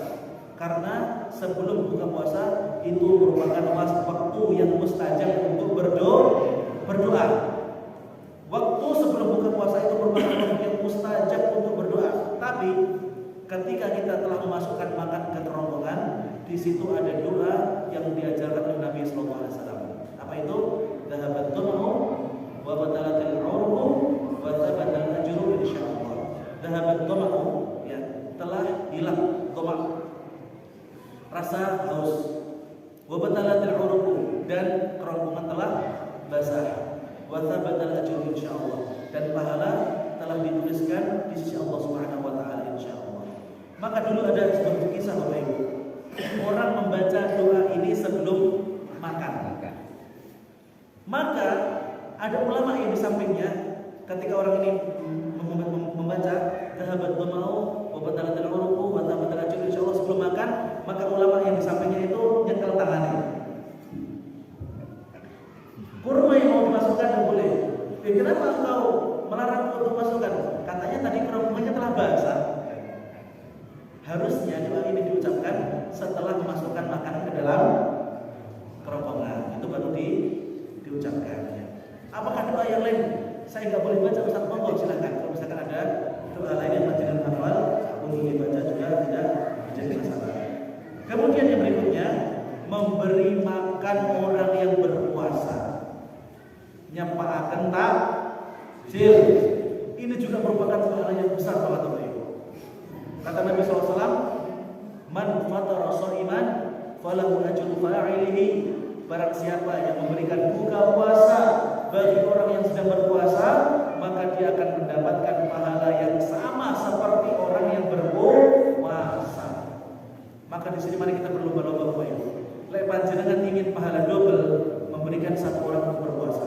Karena panjenengan akan mendapatkan pahala panjenengan sendiri dan satu orang yang panjenengan beri makan. Kalau pengen pahala 3 orang gimana Ustaz? Yaitu memberikan makanan 2 orang. Kalau ingin sehari mendapatkan pahala 50 orang puasa gimana? Yaitu membagikan makanan kepada 50 orang yang sedang berpuasa. Coba bayangkan Bapak Ibu, kalau yang hadir di masjid ini misalnya 100 atau 150 atau 200 ataupun 500 orang hadir, kemudian panjenengan setiap hari memberikan buka puasa untuk 500 orang, maka panjenengan dalam 1 bulan 500 kali 30 berapa? 15.000 puasa. 15.030 puasa. 15.000 dari orang yang panjenengan kasih makanan dan 30 dari hasil puasanya panjenengan sendiri. Ya. Maka Bapak Ibu, ini salah satu hal yang kemudian harus berusaha kita lakukan juga. Dan memberi makan buka puasa Bapak Ibu tidak mesti kudu mewah. Kadang-kadang ada orang yang malu, Ustaz saya malu kalau coba memberikan apa? Jagung godong misalnya. Ustaz saya malu kalau misalkan coba memberikan apa? Jadah. Ustaz saya malu kalau memberikan air 1 gelas. Bapak Ibu yang dapat Allah Subhanahu wa taala, di sini tidak mesti mewah. Di sini tidak mesti mewah. Yang penting apa? Makan itu nanti dimakan oleh orang yang puasa. Seandainya panjenengan cuma punya nasi 1 cendol, tidak apa-apa itu yang dikasihkan orang lain. Kalau misalkan panjenengan cuma punya air 1 gelas, tidak apa-apa itu yang dikasihkan orang lain. Ketika panjenengan cuma punya kurma 1 butir, tidak apa-apa itu yang dikasihkan orang lain. Insya Allah panjenengan akan mendapatkan pahala. Bapak Ibu yang Allah Subhanahu wa taala, ketika orang-orang sudah termotivasi untuk memberikan buka puasa, ini nanti akan timbul masalah juga. Apa masalahnya Ustaz? Pernah terjadi di kampus kami di Istiqomah Makassar. Jumlah mahasiswa itu 800, tapi dalam 1 hari yang datang 1000 bom. Karena semua termotivasi untuk memberikan buka puasa. Tapi pas sahur buatan-buatan makanan, Pak. Ini masalah juga. Maka nanti sebenarnya yang bagus itu dibagi. Seandainya mau buka dan sahur bareng, ada yang memberikan makanan buka puasa dan ada pula yang memberikan makanan sahur. Karena ketika semua orang motivasinya untuk berbuka, pas buka beludak makanan, pas sahur buatan-buatan makan. Maka pahala orang yang memberikan makan sahur itu juga besar. Apa pahalanya Ustaz? Orang tersebut jika memberikan makanan kepada orang yang berpuasa, kemudian gara-gara makanannya itu dia kuat ibadah dalam 1 hari, dia kuat puasa, dia kuat sholat subuh, dia kuat tahajud, dia kuat tadarus, dia kuat ini itu, maka panjenengan akan borong pahala orang itu seharian. Masya Allah. Panjenengan akan borong pahala orang itu seharian, karena orang tersebut kuat untuk beramal soleh gara-gara panjenengan. Maka memberikan makan sahur ini juga tidak kalah besar pahalanya di sisi Allah Subhanahu wa taala. Dari hari itu setelah kita memotivasi ya, maka banyak kemudian orang-orang yang membawa makan sahur untuk mahasiswa yang ada di Istiqomah Makassar ya, tempat kami dulu. Bapak Ibu yang dimana Allah Subhanahu wa taala, ya mungkin itu ya sedikit materi yang dapat kami sampaikan berkenaan tentang tarhib ataupun motivasi kita menjelang datangnya bulan Ramadan. Dan saya yakin panjenengan sudah sering mendengar materi ini. Akan tapi biasanya kalau menjelang bulan Ramadan buatan diumumkan biasa dipun apa lah? Nah, biasa dipun supe. Makanya hari ini PCM mulai mengadakan kajian akad pagi untuk merefresh kembali, mengulang kembali pelajaran-pelajaran yang sudah pernah kita dapatkan. Makanya kenapa saya kami jalannya cepat gitu, karena saya yakin panjenengan sudah tahu ya, panjenengan bahkan sudah sering mengajarkan materi-materi ini kepada anak-anak didik ataupun anak-anak ataupun keluarga ataupun yang lainnya. Maka rasanya kalau misalkan saya bahas secara detail itu nanti malah membosankan ya. Maka saya pilih yang penting-penting yang kira-kira bagus untuk didiskusikan, kemudian kami diskusikan. Allah Ta'ala seperti biasa. Sebelum kita tutup, kita akan membuka sesi tanya jawab. Monggo silakan di antara para hadirin, para jamaah Bapak Ibu yang mau bertanya, monggo silakan. Biasanya kalau malam bulan puasa, jamaah-jamaah itu biasa bertadarus. Apakah diperbolehkan disambung dengan pengeras suara? Baik. Orang-orang bertadarus dengan menggunakan pengeras suara. Pengeras suara dalam seperti yang luar. Kadang-kadang dalam, kadang-kadang luar. Baik. Ada sebuah kaidah di dalam agama Islam ini yang disebutkan al-adah muhakkamah. Adat itu terkadang bisa menjadi hukum. Seandainya orang yang membaca itu bacanya bagus, kemudian membaca dengan tartil, kemudian diangkat melalui speaker, dan orang yang berada di sekelilingnya itu menikmati, tidak ada yang terganggu, bahkan mereka merasa khusyuk ketika mendengarkan Al-Quran itu, maka hukumnya boleh. Tapi kalau misalkan dengan diangkat keluar, itu malah bisa mengganggu tetangga. Jangankan khusyuk ya, tajwidnya aja masih banyak yang salah, makharijul hurufnya juga masih banyak yang salah, masih banyak yang keliru. Maka ketika hal itu dikhawatirkan bisa mengganggu masyarakat, bisa mengganggu tetangga-tetangga, maka disarankan untuk tidak dikeraskan keluar. Ya. Jadi ini tergantung situasi dan kondisi. Ya. Kemudian jika orang tersebut dikhawatirkan ketika mengangkat keluar, itu bukannya untuk mensyiarkan, tapi untuk riya, ya. Ngaji jam 12 malam itu ada ya? Ya, tidak ada ya di sini. Kalau di luar mungkin ada. Ya. Ataupun ngaji misalnya orang masih waktunya tidur, dia masih ngaji jam 3, dikeraskan, kemudian itu malah mengganggu. Yang seperti ini kemudian yang tercela. Kenapa? Karena boleh jadi pahala ngajinya itu habis dikarenakan dia mengganggu orang lain. Tapi kalau misalkan lingkungan sekitar sepakat, oh ya nggak apa-apa, suaranya jamaah masjid apa nih? Al-Qahtani bagus ya, kami terhibur, kami merasa tentram, kami merasa nyaman ketika mendengarkan, maka tidak menjadi masalah. Bahkan itu bagus ketika menjadi syiar. Ya. Maka boleh atau tidaknya itu tergantung situasi dan kondisi. Satu, masyarakat di sekitar merasa terganggu dan membatal. Dua, orang yang membaca itu tajwidnya sudah bagus atau tidak. Kalau misalkan masih belajar, ya ampun disampaikan luar. Idhar nggak tahu, idgham nggak tahu, idgham bila gunah nggak tahu, mad itu apa, majais muttasil apa, majais munfasil apa, itu nggak semua nggak tahu, tajwid nggak tahu, apa itu khaisyum, apa itu ini, apa itu nggak tahu, makhrajul hurufnya shin, fa, sin itu di mana nggak tahu, sin, shin dan sin itu dibaca sama semua. Nah ini lebih baik nggak perlu disampaikan di luar. Ya. Yang paling wajib bagi orang itu nomor belajar lagi. Ya. Tapi kalau misalkan suaranya sudah bagus, kemudian itu menjadi syiar, kemudian ingin masyarakat di sekeliling itu kembali ingat, ya itu tidak menjadi masalah. Tapi kalau misalkan dikhawatirkan mengganggu sekitar atau tajwidnya masih belum bagus, maka saran kami lebih baik kalau misalkan ingin benar-benar di speaker, maka di speaker dalam, ya. Di speaker dalam seperti ini tidak menjadi masalah karena tidak akan mengganggu masyarakat sekitarnya. Allah Ta'ala. Moga silakan yang berikutnya.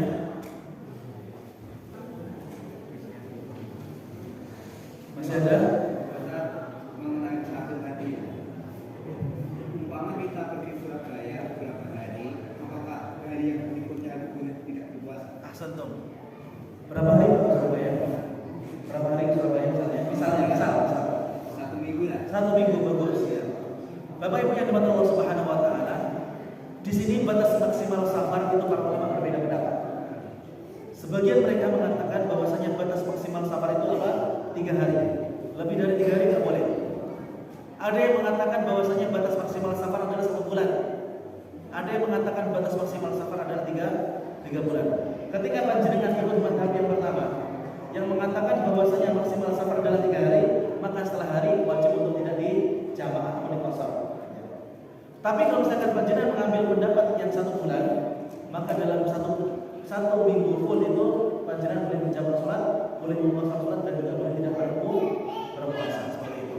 Jadi ketika panjenengan safar ke Surabaya itu, di Surabaya di sana tinggal di suatu tempat atau pindah-pindah.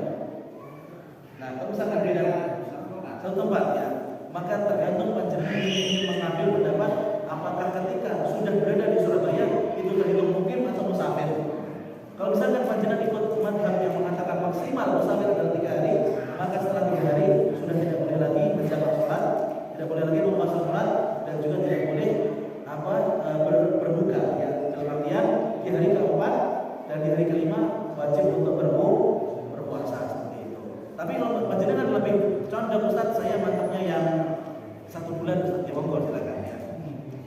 Nanti setelah selesai pulang lagi ke Trenggalek, baru setelah itu panjenengan mengqadha puasa sebanyak berapa hari?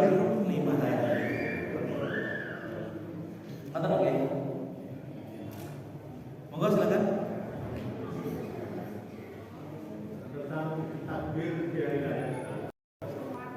Dulu jamaah kami pernah mengikuti kajian dari seorang ustaz. Katanya di hari malam hari raya kita boleh takbir sampai malam. Tapi akhir-akhir ini yang tidak membolehkan itu malah takbir mulai sore sampai pagi. Ini gimana? Itu bermasalah tentang masalah takbir hari raya. Asal bagus ya. Ya, bagus sekali ya. Takbiran pada bulan suci Ramadan pada Syawal ya, bulan Syawal itu boleh dilakukan sejak kapan? Ya. Bapak Ibu yang dapat Allah Subhanahu wa taala, ketika kita memasuki hari raya Idul Fitri ya, tentu saja 1 Syawal, maka kita wajib untuk bergembira. Ya. Di sini Bapak Ibu yang dapat Allah Subhanahu wa taala, takbir itu terbagi menjadi 2 ya. Ada takbir mutlak dan juga ada takbir muqayyad ya. Takbir mutlak adalah takbir yang kita lakukan kapanpun dan dimanapun ya, tentu saja kecuali di dalam WC ya, tidak boleh ya kita takbiran di dalam WC ya, karena itu merupakan tempat-tempat yang kita dilarang untuk menyebut asma Allah Subhanahu wa taala. Takbir mutlak itu boleh kita lakukan semenjak azan maghrib daripada 1 Syawal ya. Jadi ketika sudah masuk 1 Syawal, maka dari situ kita sudah boleh untuk bergembira. Artinya dari semenjak kita takbiran itu kita sudah mengetahui bahwasanya besoknya itu sudah bukan hari untuk berpuasa ya. Ketika kita mau melaksanakan takbir itu, maka qaul yang rajih adalah diperbolehkan dari waktu terbenamnya matahari pada malam apa? Idul Fitri ya. Dari situ kita sudah diperbolehkan. Sebagian ulama yang mengatakan bahwasanya takbir itu dilakukan setelah subuh karena dahulu mereka melihat Nabi SAW mulai ba'da subuh sampai sholat id beliau memandangkan takbir. Tapi pertanyaannya, apakah di malam hari itu Nabi SAW tidak takbiran atau tidak? Maka di sini para sahabat tidak mengetahui. Inilah yang kemudian menyebabkan sebagian ulama itu mengatakan takbir itu dimulai semenjak setelah subuh. Tapi insya Allah pendapat yang lebih rajih adalah takbir yang kemudian dilakukan dari ba'da maghrib ya, daripada maghrib atau pada azan maghrib itu sudah boleh mengumandangkan takbir. Satu lagi, ini ada yang penting lagi, zakat Bapak Ibu. Zakat itu apakah tidak boleh menggunakan uang? Nah, sebelum panjenengan tanya ke saya tanya ke panjenengan.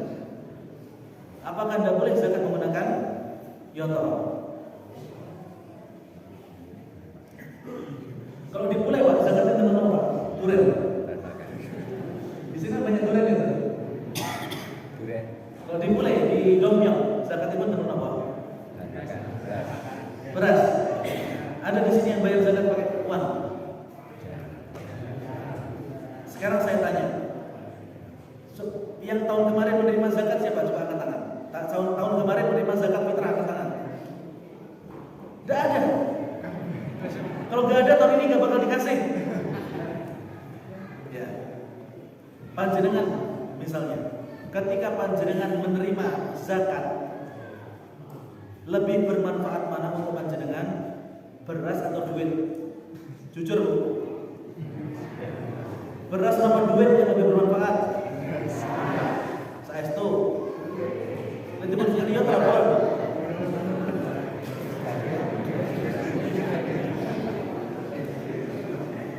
Bapak Ibu yang dirahmati Allah Subhanahu wa taala, saya ingin jelaskan. Di zaman Nabi SAW tidak ada satupun orang yang berzakat menggunakan beras. Lalu mulai kapan zakat menggunakan beras itu kemudian ada? Pada zaman Nabi SAW, orang ketika ingin membayar zakat mereka menggunakan kurma. Ya. Padahal pada waktu itu sebagian kaum muslimin mereka sudah makan menggunakan gandum. Ya. Bapak Ibu yang dirahmati Allah Subhanahu wa taala,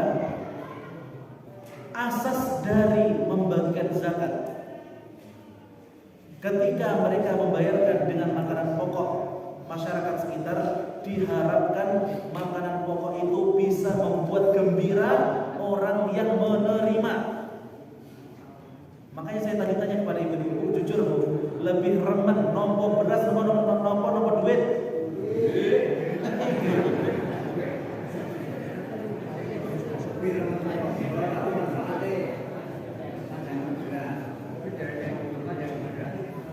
Ini juga pernah saya tanyakan kepada masyayikh di Masjid Nabawi. Saya pernah tanya.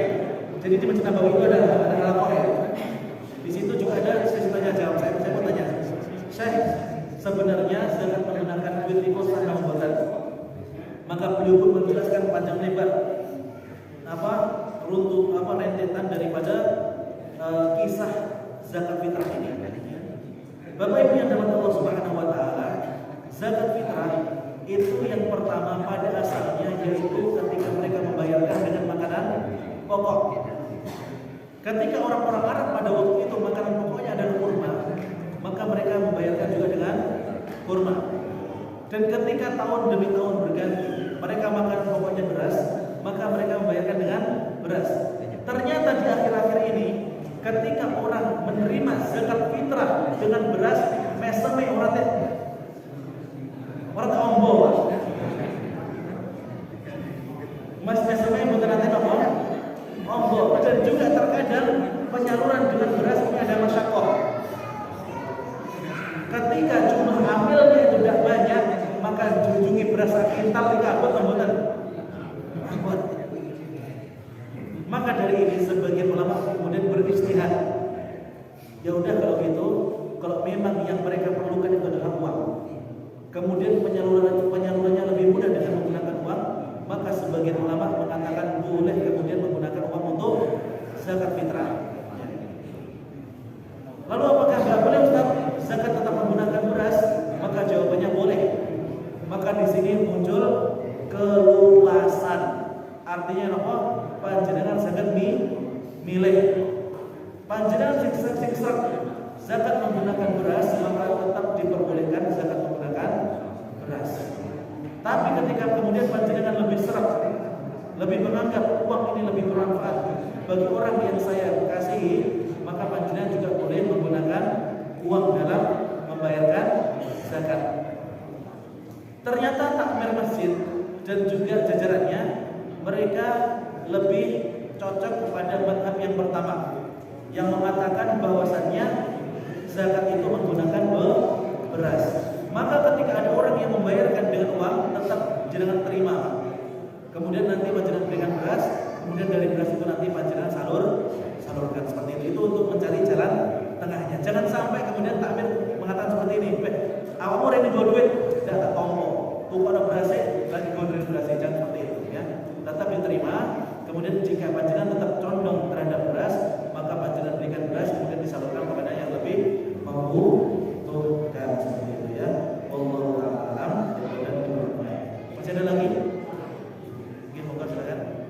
Tentang ukuran zakat fitrah. Kalau mungkin mau konten yang singarani perlukan juga setengah. Jadi makan lain informasi itu bukan rupiah juga kilo. Jukon. Itu yang bisa membingungkan. Iya. Baik. Ukuran daripada zakat fitrahnya itu adalah 1 sok. Berapa itu? 4 ciruannya ngomong gede. Cuma masalahnya tangannya ngomong itu benten Pak. Mriki sinten sing tangane wakil mriki. Lek kados tanganipun Mas Arifin ya. Sak carukane niku nggih saged mes kilo menawi. Tapi mungkin kalau misalkan carukannya sinten, Pak Sinten mungkin beda. Inilah yang kemudian menjadi sebab perbedaan. Ya. 2. Ya. Kalau misalkan ya seandainya ya ada yang menetapkan batas minimal 2,5, maka 2,5 itu merupakan sudah batas minimal, tidak boleh di bawah itu.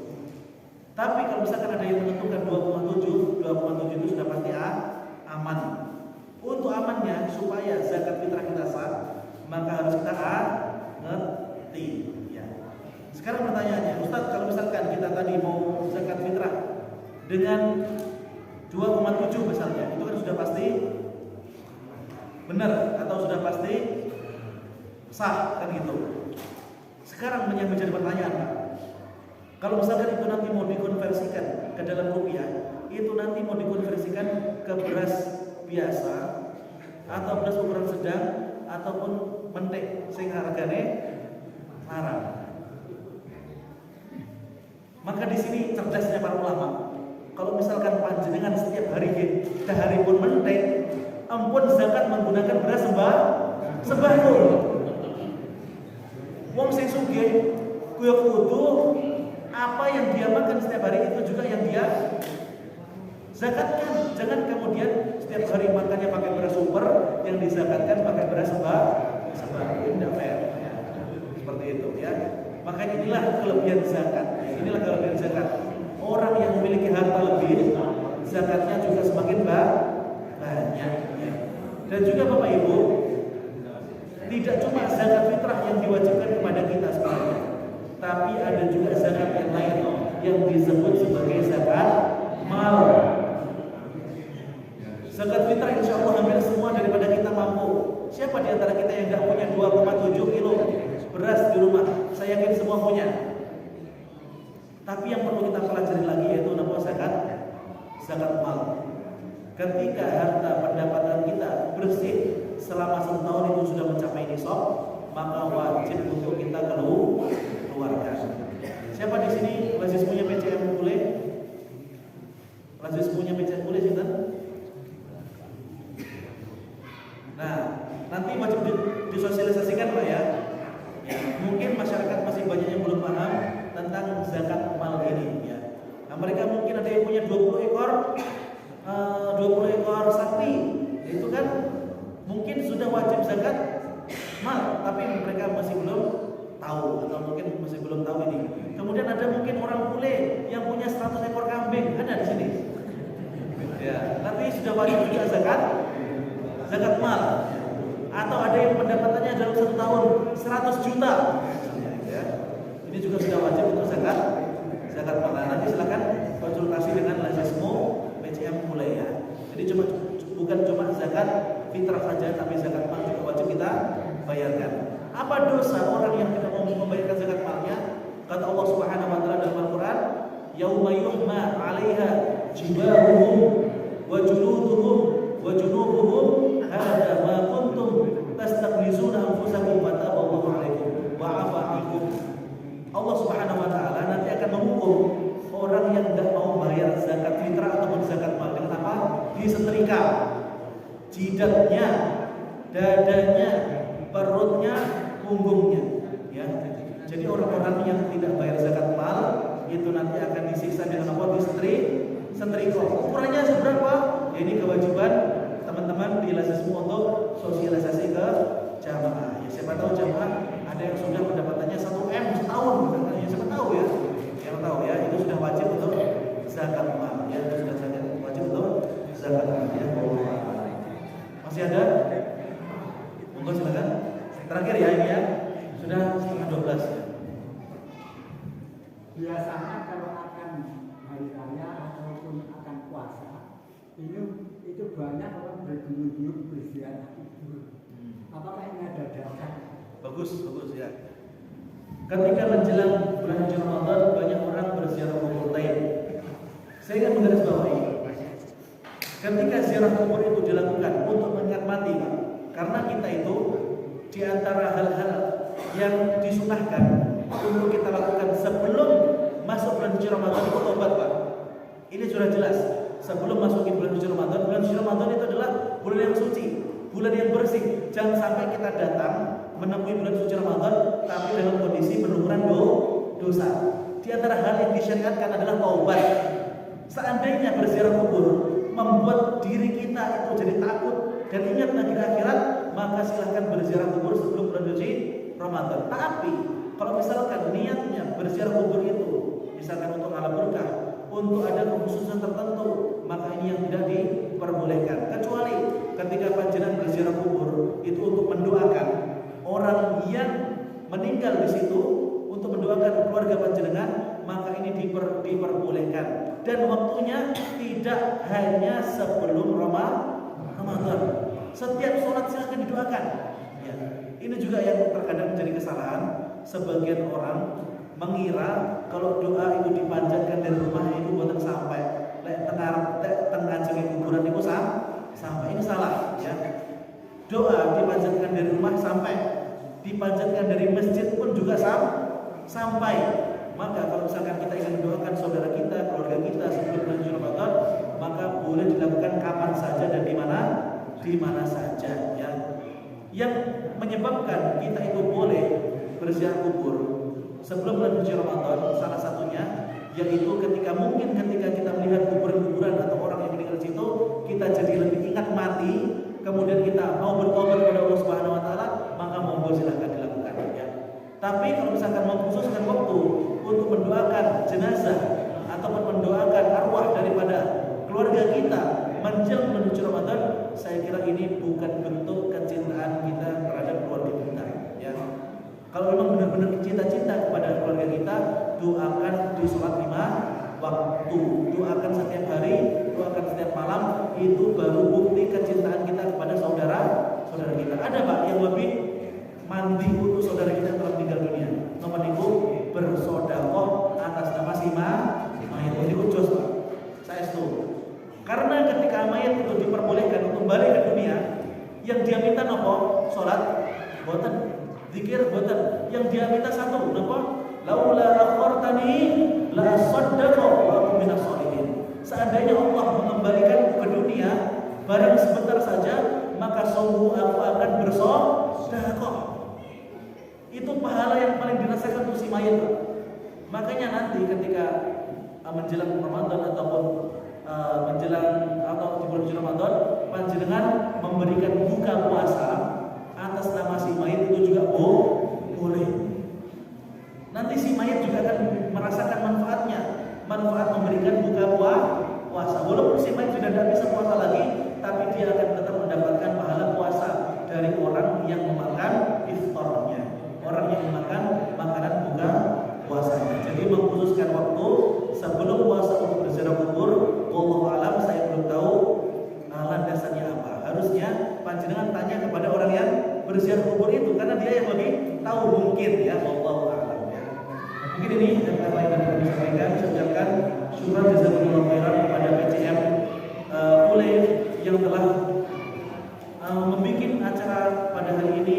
Saya doakan semoga Allah Subhanahu wa taala memberikan pahala yang sebesar-besarnya, dan juga saya ucapkan terima kasih sebanyak-banyaknya kepada para hadirin yang sudah meluangkan waktu, meluangkan tenaga. Mudah-mudahan apa yang kita lakukan pada hari ini diganjar pahala yang besar di